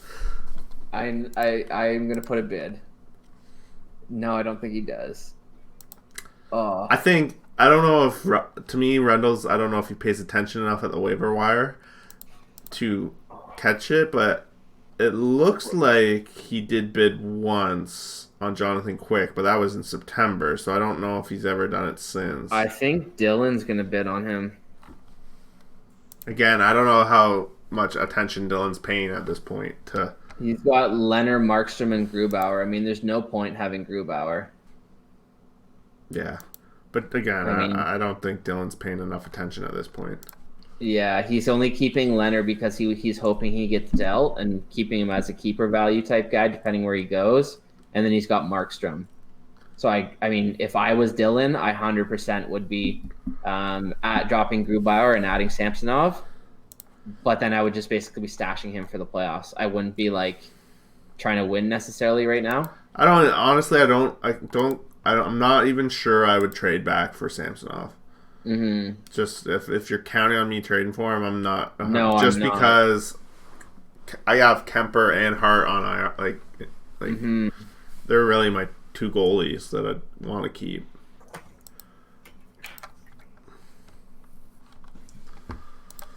I'm gonna put A lot of stuff. A couple weeks left, and we're in the playoffs. So yeah, I just put a bid in.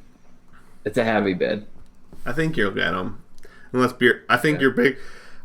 I would expect Beer Buzz to maybe go for him, but yeah. I mean, realistically, Clutch, I don't care because he's behind me in waivers. He's not. He's 100% will never bid on him. Yeah, Dan Kutch behind me, and Rundle behind me. So you dropped him. Nick won't be getting him, I don't think. Oh yeah, he is price stashed on IR Plus. That's funny. Why is that funny? Because can he not keep it there? No, he did add so he could add an extra skater so that he could just hide price for the time being on IR Plus. So he won't be adding him. So it really, if people did want him, it's Beer Buds, 2 goalies, 1 starter, which you never know. You never know, I guess, but Joey won't be adding him, no. Although he should be, and Dylan. So I would say Dylan or Beer Buds. But even if Beer Buds gets him, he probably would get him and then spit him back out eventually. Yeah, I think Rundles should be in the running again, but won't be. And if he bids, I don't think he'll be very high. No, he might just make a claim without dollar value. I think Dylan's my biggest competition, if I'm being honest. Do you think? I just feel like Dylan. I think he bid $10. You think he notices that? Maybe. I think your biggest competition's Beer Buds. And history shows that he bid 5 on Varlamov, so yeah, and lost. I feel like if somebody wants him, they'll bid like $10 at this point in the season. So, yeah. Like, I wasted my dollars on fucking James Neal. What a waste that was. Huh.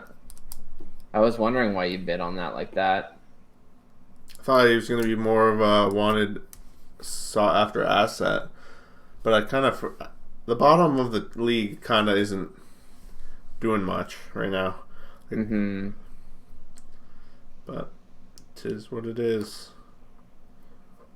Yeah, I got to really calm down on my player ads, too.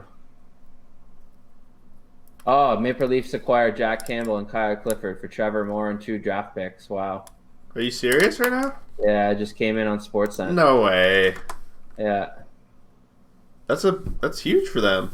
That's massive. Yeah, I can't believe they traded Trevor Moore, but wow. I don't really know what he's like on that team, but he's just a super hard worker, and he's a small guy who likes to get his body moving around and stuff, and like he just He's kind of the engine a little bit, not of the team, but his engine keeps going. But wow, That's huge, man. I think that's Kyle great Clifford. trade. I mean, Clifford's better than Moore. So 2 third-rounders. Wow, that's a good deal. I like Jack Campbell. I've always kind of liked him. Yeah, he's sneaky good. Like he was American Juniors, wasn't he? When they won gold. Yeah, except one thing kind of scares me a little bit. I hope that doesn't mean Freddie is out longer term. That's the only thing. Well, I wouldn't read too much into that. They needed a backup anyway. They needed a guy like this.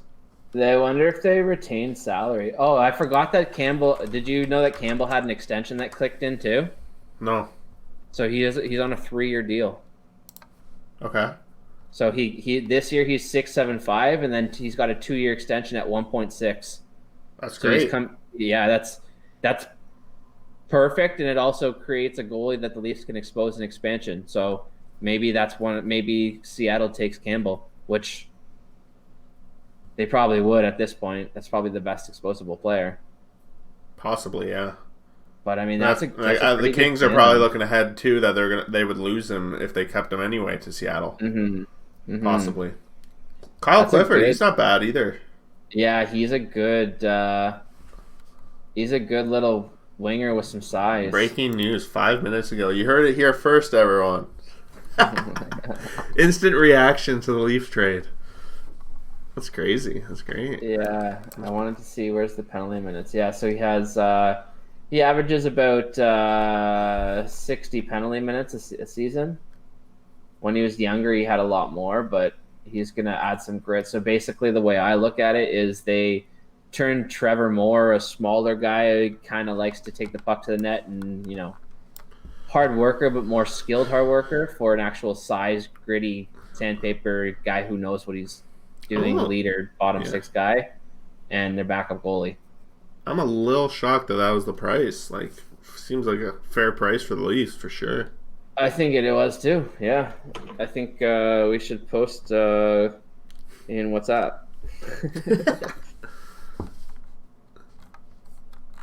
I told you, did I not say that a couple hours ago?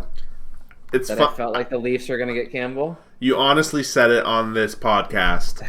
Like an hour before it happened. An hour before it happened. That's that's pretty funny, man. That's pretty funny. I did call it. I said I felt calling like Campbell before it happens.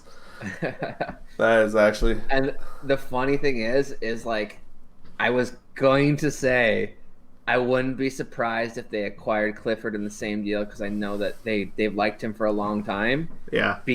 I thought that Clifford was paid more. I thought he had a higher ticket. It's only $800,000 unless they kept money or whatever. But I was like, oh yeah, that would be a good deal. But in my head, I was like, oh, then you'd have to get CC and then send more. And then I kind of just discounted the rest of the trade. But I was like, Campbell, there's got to be something there. This Campbell leaves room for the Leafs to still get a defenseman too. Yep. Lots of room. Yep. And like that Campbell, yeah, that's a good ad. Good timing. It's going to force people to start making moves, man. Yeah. And I think that will... how much you want to make a bet somebody adds Campbell in the next 24 hours in the pool? I'm on it. I'm actually going to go add him in my other pool because I'm going to drop Mrazek for him. There you go. I mean, it might only be short term, but... Well, he's going to get the starts. That's what Mrazek's been garbage for me. Yeah, I think, obviously, the best part of this trade is it allows the Leafs to send Hutchison down to the Marlies. And now the Marlies are stacked with goaltenders, which is great. So should I drop... Oh, this is the wrong pool. Man, he's already got 500 ads. Really? Yeah. That's so funny. Where is he on the page for goalies? Where is he at? He just went up 10 ads by me 6. switching leagues. That's so funny. I'm on it. Campbell is on my team now. There we go. Wow. He still I like it. I'm a fan. That's great. I like that trade a lot for them too. Yeah, I mean, the third round picks mean nothing at this point, Third round picks and or it whatever. also like yeah. I think that the next, well, if I'm gonna get on a roll, why don't I just call another trade? The next trade I think that they should really do is Dumba. Yeah. I think that's the next play, and I think it's going to be something along the lines of to start a second rounder, Jeremy Bracco and Cody Ceci. I think that will be the start, and then I think that they'll get one of Kapanen or Johnson. Okay. So it'll be those pieces, and then we'll get Dumba back, and then Riley comes back. Your defenseman is Riley, Dumba, Muzzenberry, Hall, and Dermott, which is pretty fucking sexy with Campbell and Anderson. And then up front, you got what you need. When do the Leafs play next? Friday, Anaheim. Okay. The other thing too is Hyman got beat up today. Yeah, I saw him get punched in the face at the end. Yeah. Bloody nose. Yeah. So like, I think that the Leafs, they killed two birds with one stone. Like all Leaf fans would have said, we want some grit and size in the bottom of the lineup up front. We want a defenseman. We want a backup goalie. Well, we got the grit and size in the bottom of the lineup we wanted. There's still even more room for one more. The fact that we moved out Trevor Moore, I didn't think we would move him out. But to be completely honest, he was a manufactured asset anyways. Yeah, I hardly know the guy. Like I've heard his name. I couldn't tell you. Put him in front of me in a lineup, I wouldn't pick him out. I know a lot about him because he played 2 or 3 years for the Marlies. So I saw him play probably 20 times on the Marlies. Keith really liked him, didn't he? Yes. Yeah. Yeah. He's just super reliable. He makes the smart play. He's fast. He doesn't shy away from getting involved. He gets in, separates the body from the puck. Doesn't have the best shot. Doesn't have the best vision. Doesn't have the best hands. So, like, what is that, right? I don't think the Leafs even really knew because they only gave him a 2-year extension last year. So like, and it was really low money. So like, they didn't really know exactly what they're getting either. So like, good for you, LA, if he turns into something, right? Like, good for you. Hopefully he does. I like good hockey trades that work out for both teams. I like seeing that. Yeah. But I guess more so what I'm getting at is like, I thought the hole in the lineup was on the other wing. Like I always thought that the fourth line was more Spezza or Gauthier, and then either Spezza or Gauthier, and then hopefully somebody that we could get some size in that part of the lineup. But now to me, that opens up the ability to use your extra center or your fourth center as Spezza or Gauthier. And then that opens up Clifford on your other wing, which now opens up another spot on your bottom wing. So either you could run 7 defensemen and run your horses up front. Yeah. Or you could get another guy with size, and then you can have a fourth line that actually can be there, and you can dip into the toolbox when needed. It's really funny. Honestly, this trade has changed my projections of the standings. Me too. Already. Like, I think the Leafs are now a wild card team because of this trade.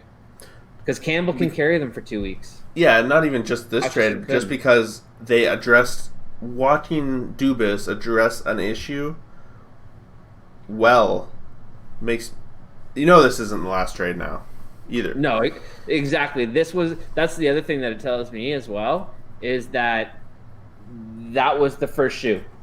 They wouldn't do this move unless they actually cared about staying relevant in the playoff chase. Yep.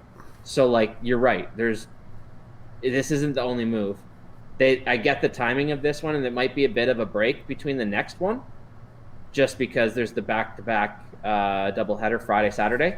Yep. And I think they're in Anaheim on Friday, and then they're somewhere on Saturday. I don't remember. I got it right here. They're in Anaheim, Anaheim's there, and then they go to Montreal. So like, you don't want Kaskasuo playing those two, and if Hutch gets lit up, who's going in the net? Like, are you really gonna ruin Hutchison's career taking a 7 or 8 spot against one of those two teams? Like, Anaheim, the worst team in the league, comes up with 7 against Hutchison. Like, he's done.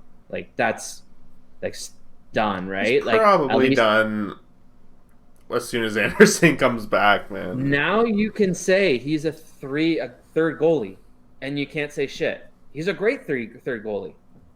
Yeah. Like, he's a great 3G, right? Like, if there's an injury where you need a guy to come up, sit on the bench, and mop up some time here and there, he's a great fit in that role. There's nothing wrong with that, especially at 800,000 or whatever. Like, as far as I'm concerned, all good teams have 3 goalies. Good teams, yeah, you're right. So I mean, now they have 3 goalies. Yes, your third goalie isn't the greatest, but like, we saw what happened when Freddie went down. We got scared shitless. So do you think Campbell starts against Anaheim, or yes? You do? Okay. I think that. Well, he's going to start against one of the two. Yeah, he's got to. I think. Okay, here's the thing that scares me, and I've brought it up before the podcast. He hasn't played since the 30th, Campbell. Yes, go ahead. And when I've mentioned about when new goalies play in front or behind different defenses, and it takes some adjustment time. He's going from LA, who is not the best, but they're at least, a good checking team. So the high scoring opportunities aren't as high. And he's going to the Leafs. Like, it's going to be I hate to say it, but I'm expecting him to get rocked the first couple games. Like, it's going to be a rocky don't say that right road. after I picked his ass up, dude. Yeah. You should have told me not to. I could be wrong. If I had to bet on it, I think it's going to be a rocky couple starts. Yeah. And maybe they don't start him this weekend and they say, you know what, Hutch, no matter what happens, you're getting these 2 games and then you're probably going back down to the AHL. So, like, make the best of them. No, he's starting.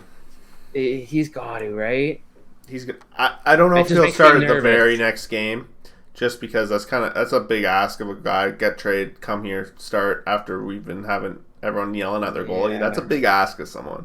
Give him a game on the bench. Yeah, give him a game on the bench though, just to get used to the climate of everything around. Yeah. But Anaheim's a good team to go up against because it is a team he's seen a lot of them. That's true. That's a good call. That's a good point. He's seen a lot of them, so I guess I would expect him to go against Anaheim.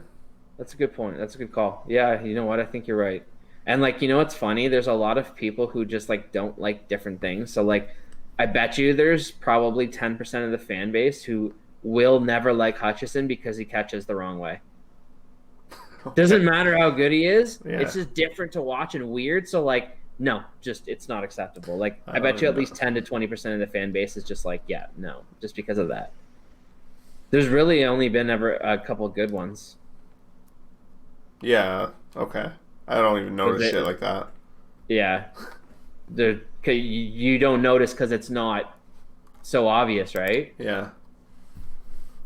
Sorry, I was trying to read the LA did eat part of Clifford's deal. Wow. I didn't catch how much, though. I was just looking at Sportsnet here. Doesn't really say. It just says a conditional third.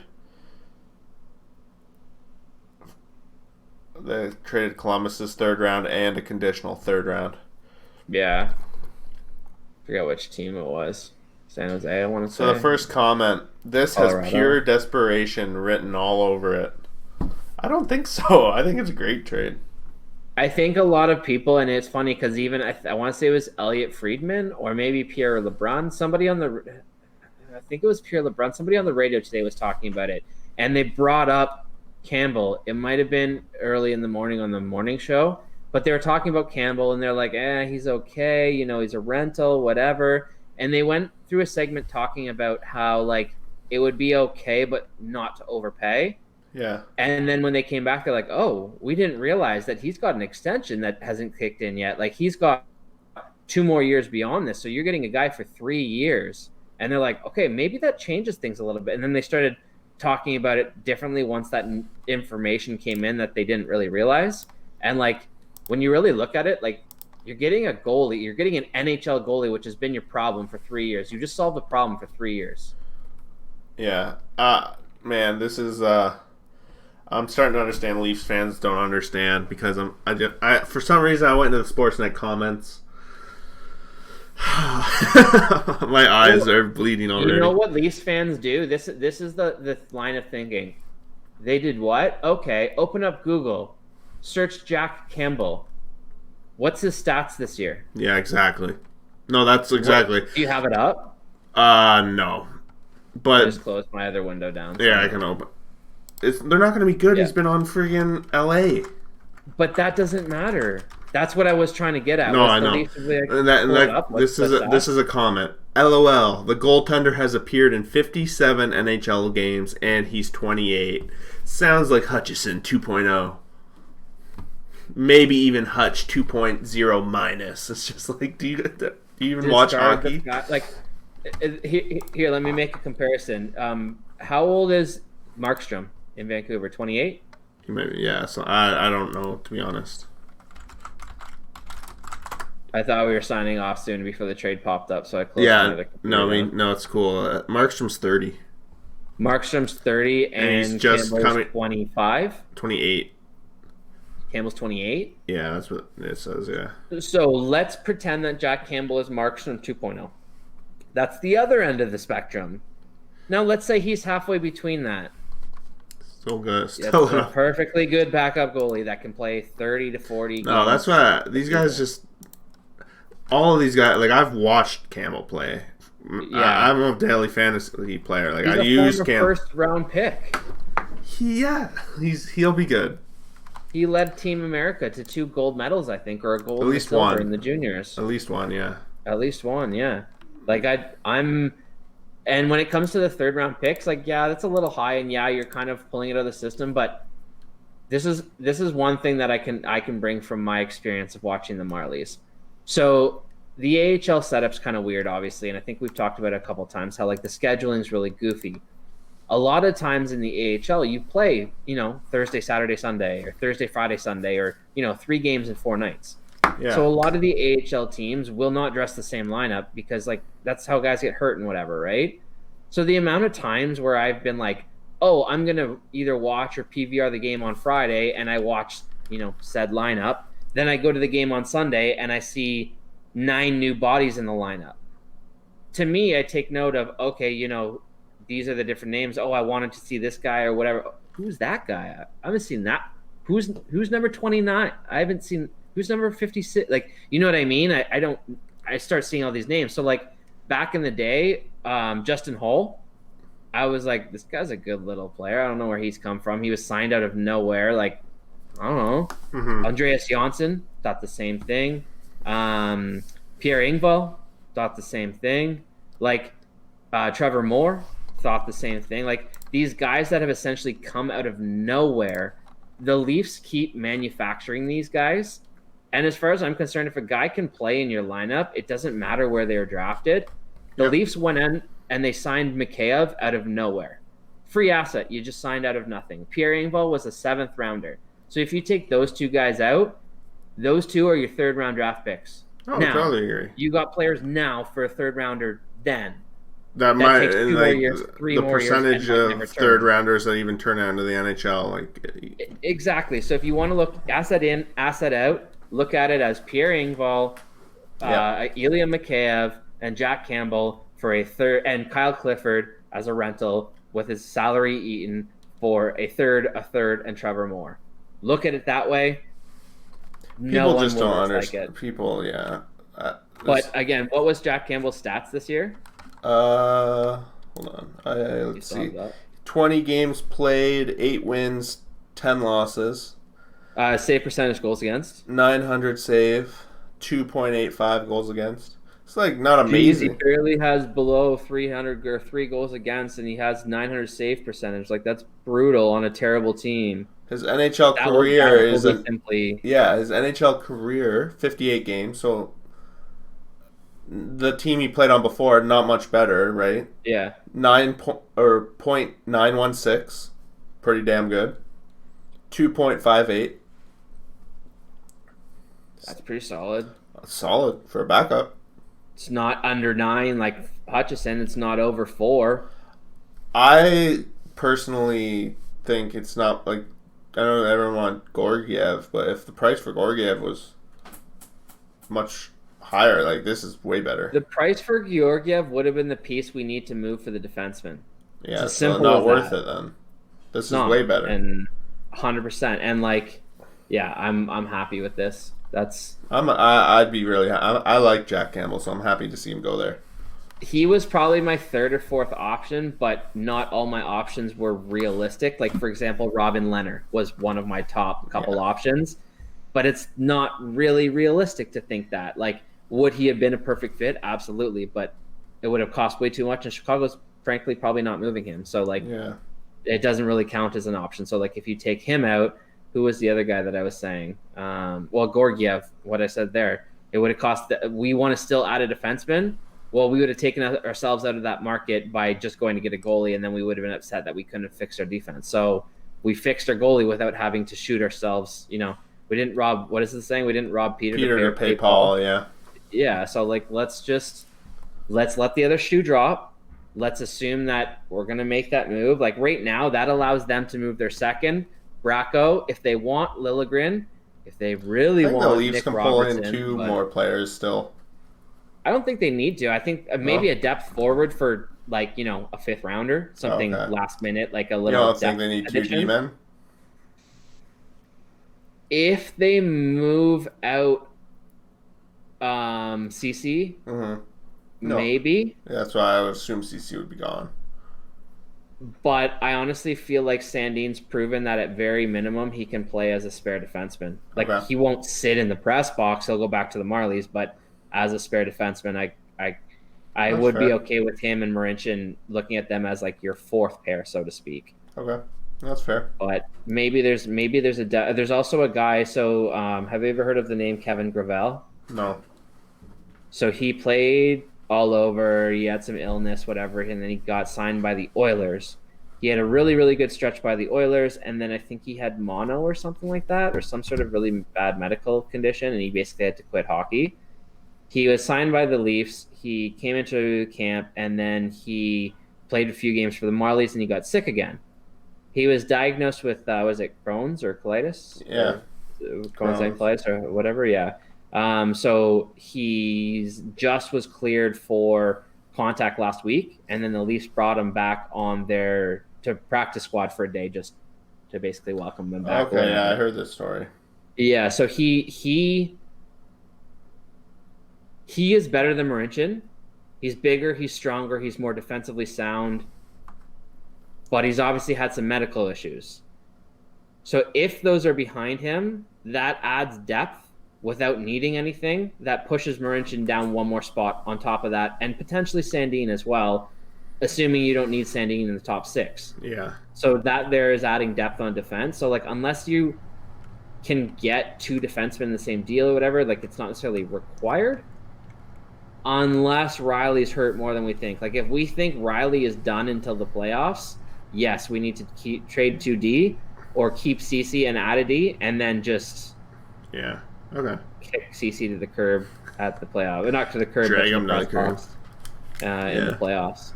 Okay. No cap in the playoffs, right? So it's just a matter of getting there. Good deal. I love the deal, so it just goes to show how many Leafs fans don't understand what's going on. I used to get mad about it and just be like, try to like, you know, I think I'm just like most But of the news and stuff like that I get from the hockey guy on YouTube. yeah. And the comment section there's a lot, like there are people that actually understand hockey, so you don't get this crap. You would never get these comments. It's all filtered out by because you find this guy because you like hockey and you understand it. Yeah. I should check that out. I can appreciate the people who like want to say stuff and like actually have valid points. Yeah. It also makes my opinion stronger and more thorough, because then I look at different things and like, you know, we'll look at stats to either confirm one way or another. But like, he's a 6'3", 6-year-old, 25, 26, 28. You said 28-year-old. Yeah. 20-year-old goalie. Most goalies don't really hit their stride till 27, 28, 29, 30. So, like, he's in his window to a 3-year deal. So, like, we don't have to worry about him. And at the end of the 3-year deal, he'll probably move on to whatever else he's going to move on to. Yep. Like, we solved the problem everyone's been bitching and fucking... For years, not even just 1 year. For 2 years minimum. This is all everyone's been fucking complaining about and calling in and... this is what Dubas needs to be fired because he hasn't done it. Oh, he did it. Okay, it's a bad trade. The Leafs haven't had a backup goalie of this caliber. I don't even remember when. Since Reimer was considered their backup? Yeah, seriously. Like, he's probably better than Reimer. I'd say he's better than Reimer. Reimer's a good goalie with a terrible glove hand. Yeah, Reimer has experience on his side at least now. I would say I I always would wish have that they retained Reimer. I always dreamed of the tandem of Reimer and Anderson. That was like yeah. I wanted that to be a Reimer's a thing great so bad. backup goalie to have, I think. But I was really hoping that Carolina bought out Reimer because there was talk that he would go to Toronto if he got bought out. So like on a seems 1 like or 2 year deal. he might be taking over the starting role.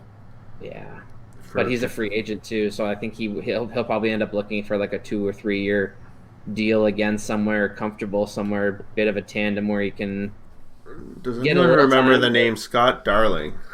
Of course. What happened to that guy? He got bought out, and then nobody believed he could play, and he didn't want to take a deal, like a prove me deal. So I think. Oh, they he's actually playing did in buy him the out. European League. Yeah, they bought him out. Oh, Yeah, I think so.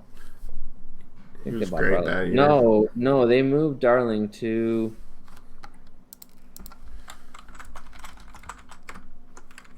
Who did they trade Darling to? Yeah, Darling went to Florida for Reimer, and then Florida bought out Darling. Okay. And Darling's now a free agent, which I called at the time. I thought Darling was a bust. That signing him for 4-year deals because he had one good year as a backup. That's kind of. If he got a 4-year deal for $800,000 per, he would have been the perfect backup. Like he is one of the ideal backups, but then he got paid like a starter and it ruined his career. That's what happens. It's kind of crazy. You get paid too much, your career is over. Kind of what happened to expectation. Yeah. That one Especially Boston with player. goalies, right? David Backes is kind of suffering the same problem right now. Yeah, but then you get a certain. I don't want to use the word entitlement, but like Backus has said he will not report to Providence. He will not play in the AHL, which. Yeah. If you want to get back to the NHL, you got to prove you can play and help somebody wants you, right? Yeah. Or at least make it where like they're screwed with that cap hit, Boston. It's funny how we were about to sign off and then this comes in and we talk for another 40 minutes. I know. Quick note on Boston, though. Yeah. They fucked up. They had the 1 year where they had 3 picks in a row in the first round, and they only hit on one of them. DeBrusk partially hit on one of them. And they've had a couple bad signings. As good as Boston is, imagine how much better they could be if they didn't make 2 or 3 really bad decisions. Like, it scares me, but then I'm like, whew, they're really good, but they could be, amazing and have had a couple more cups. So, like, I'm almost thankful that they're not. Yeah, I'm with you. And I'm one last thing non-hockey related. Baseball is crazy. Those trades are crazy. I'm glad that Boston's going down the chute. If I was a Boston fan, I'd be pissed. Yep. You're literally trading a top 5 player in the league. Yep. Probably top 5 player in your franchise history. At least top 5 position player in your franchise history. I like to say that now when I'm talking baseball, like just separate position players and pitchers. Because some franchises have amazing one and not the other, or both, or whatever, right? Like, do you expect them to bring down any punishment on the Astro players? No, because there was an article about that. The players got immunity. They said if we get full cooperation, we want to be immune. Immune from any penalties. And then MLB said, fine, if you cooperate fully and honestly, then we will not penalize any players. Makes me sick, man. It's kind of crazy. I don't know. You know what it tells me is there's more information than MLB knows that we don't. Because those players had to be honest. They were probably on I wonder machines, how right? many of them like that are hooked up. Like when it comes into like sports betting and stuff, how much that got impacted. Like your family member, friend of a family member knows that this is happening, and they place a massive bet because the odds are not. Did you see the article where the guy broke down all the bangs? No. Like the 1,700 bangs or something like that? I don't know if I saw the article, no. I want to say it's on The Athletic. You can probably find it. It's probably I think it's on The Athletic. But basically some dude, I want to say he was an Athletic fan or maybe an angry Dodger fan. I actually want to say he was an angry Dodger fan. Went back and watched every single game for like the 2-year span. Yeah, I think I know what you're talking and charted every single the players one. And that who dude. like benefited most and all that and stuff. I was like, Yeah, I did see that actually. George Like, Springer was really high on there. remember that year where Altuve hit like 360, 380, whatever that stupid number was, where he was like the MVP? Yeah, 350 or something. That year he had the most bangs. Wow. Coincidence? No. Or We don't know. dude, come on. Half the I'm problem. being facetious. Okay. Jeez, get the fuck out of here. Oh yeah. But it's good for the Jays. I mean, for me, I've really lost my love for baseball. Baseball was actually my first love. Like the It still 92, is my first love. 93. Yeah, it will never surpass hockey for me just because I've that's just come to be my top thing. But like I enjoy when the Jays are good because it makes me care about baseball. Mm-hmm. When they piss me off or whatever, like I honestly feel like I watched less than 25 innings of baseball entirely across the board last year, like for any teams. I started Which is April pretty strong really because I was going to do like this channel that I'm doing this podcast on was going to be I was going to do baseball like power rankings, all that shit. I started off April, but then I sprained my back again, and I just it set everything. And the Jays were garbage. So last year I watched very little baseball. Mm-hmm. But I will be watching a lot this year because I do want to incorporate baseball into this channel. Yeah. That's part of the reason why I'm making that fantasy league. Even if it's 6 teams, 4 teams, I just want to have it. Yeah. Yeah. Well, mark me as a maybe. I'm undecided. Yeah, I'll keep you in. I have only have 2 yeses for sure at this point, but I haven't really asked anyone outside of our pool. Is one of those Nick? No, it's Siraj. She played in our Okay, in our other pool. I would imagine that probably if one of Nick or I do it, we'll probably both do it. Yeah, I'd love to have you guys. It gives us something to talk about. I'm gonna I'm not trying to make it crazy league. I don't want to have 10 teams and have 4 of them do. And it's not gonna be anything. Like I'm setting it up so you draft and essentially. The draft is the fun part for me, and yeah. I'm not gonna lie. Even if it's for $10, I might be giving you $10, and I might never even look at it through the summer. Like that's what I'm going for with but this league is that you can set it up and then you never have to set your roster if you don't want to. Yeah. Maybe if there's injuries, like I have it right now. There's some categories maybe I might add or take away. I'm trying to. I liked it. I did like the setup. I will say that. Oh, you did look at it? Okay.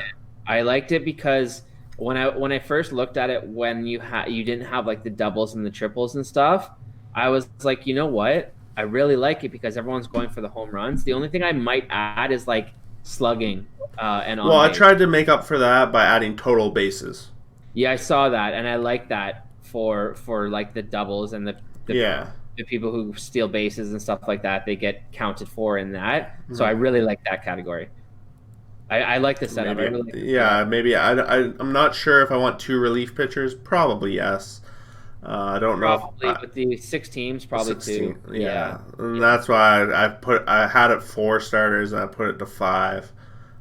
What are the closer categories? Just saves. Yeah, well, saves and strikeouts. We'll talk more about the setup tomorrow. Yeah, sounds good. About that. But I just want to say 2 last things on the Jays where I was going with that is last year and the last couple of years with the Yanks and the Red Sox supposed to be so good. It's just kind of like, what's the point? Yeah. Like you're out before you start, so like I'm just not gonna waste my time. That was kind of my attitude. So with the Red Sox getting worse, it kind of opens the door where it's kind of like maybe try a wild card.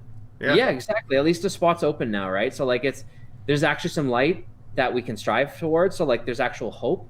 It may not really be there, but at least there's something to look towards. I think the hope is really more next season. But the thing that I'm starting to like is the respect that they're getting for their prospects and stuff. And the fact that a majority of their prospects, the one thing that sucks about them is they're not really outfielders. But the good news is that they're high-end starters with big bodies that project to be good, heavy, durable pitchers. Yeah. And multi-positional, flexible. We do have some lockdown on the outfield already, though. Like Grichuk is signed for 4 more years. I say lockdown in the fact that position is garbage. Yes, it's locked down. Like I like Gurriel Jr. In left field, / as a platoon, / as a extra guy that moves around, plays like on Like, for example, You you don't like want him to on get, third base? it's not that I don't like him, but like to me, I see him as a super utility. So Okay. when you need Vladdy as a day off, he plays third. When you need Biggio a day off, he plays second. When you need Hernandez a day off, you put him in left. Some days he'll Oh, start. yeah. Never mind. I So thought like, you said Vladdy to play outfield. I was like, oh what? no, sorry, Gurriel Jr. Yeah, No, yeah. I figured after. for me, he's your super utility, and then Hernandez is your platoon left fielder, and then Grichuk to me is honestly a fucking bench player. Like Oh, I like he's a him, righty on but righty hitter, really. what's that? He's a platoon hitter. Like, Yeah, yeah. platoon ready. I don't know. I'm I not a agree. huge. I don't dislike Grichuk, but like he's like Pilar. Like he's a placeholder. He's not bad. He's just not great. He's always been a guy with high potential, though. Ever since he got drafted, he's never met that potential yet. I think the Jays are hoping maybe he comes. Maybe he does. Maybe he has he could have a breakout year. Yeah. If he has his career year with us, that'll be good. If I was the Jays right now, I'd go out and sign Billy Hamilton and Yasiel Puig. Billy 1 year deals, Hamilton. no commitment. He can fly around on center field and like let him run around the bases, and at least like that's my big thing about the Jays that kind of almost make me not want to go to games is that like if the games are all about pitching, I can get into that. If the game is literally all about a couple home runs and that was the only exciting thing, like I don't want to be there for that. Like I've always enjoyed watching teams come in because Toronto never has the element of speed with stolen bases. They had a little bit last year with Biggio and whatnot. Mm-hmm. But like a guy like Billy Hamilton who would probably hit like 240 but be able to get like, 30, 40 stolen bases, that gets the fan base jacked up. They like to watch stolen bases. Like it'll get people to come and watch because like it's unique to the skill set of the Jays. Yeah. And I feel like the fucking wild pony horse Puig would be, man. I think he's going to Chicago White Sox, but I think he would be a nice pickup. Like I've always wanted to see him in Toronto. Like I think he could be him throwing guys out from right field. Yeah. Like oh man, that would be sick. But it will never happen. But anyways, we should probably We'll leave it at that until next week. Yeah, of course. It's been a slice. It was nice that there was a trade on the show. Yeah, for sure. All right, man. All right, take care. Take it easy. Later.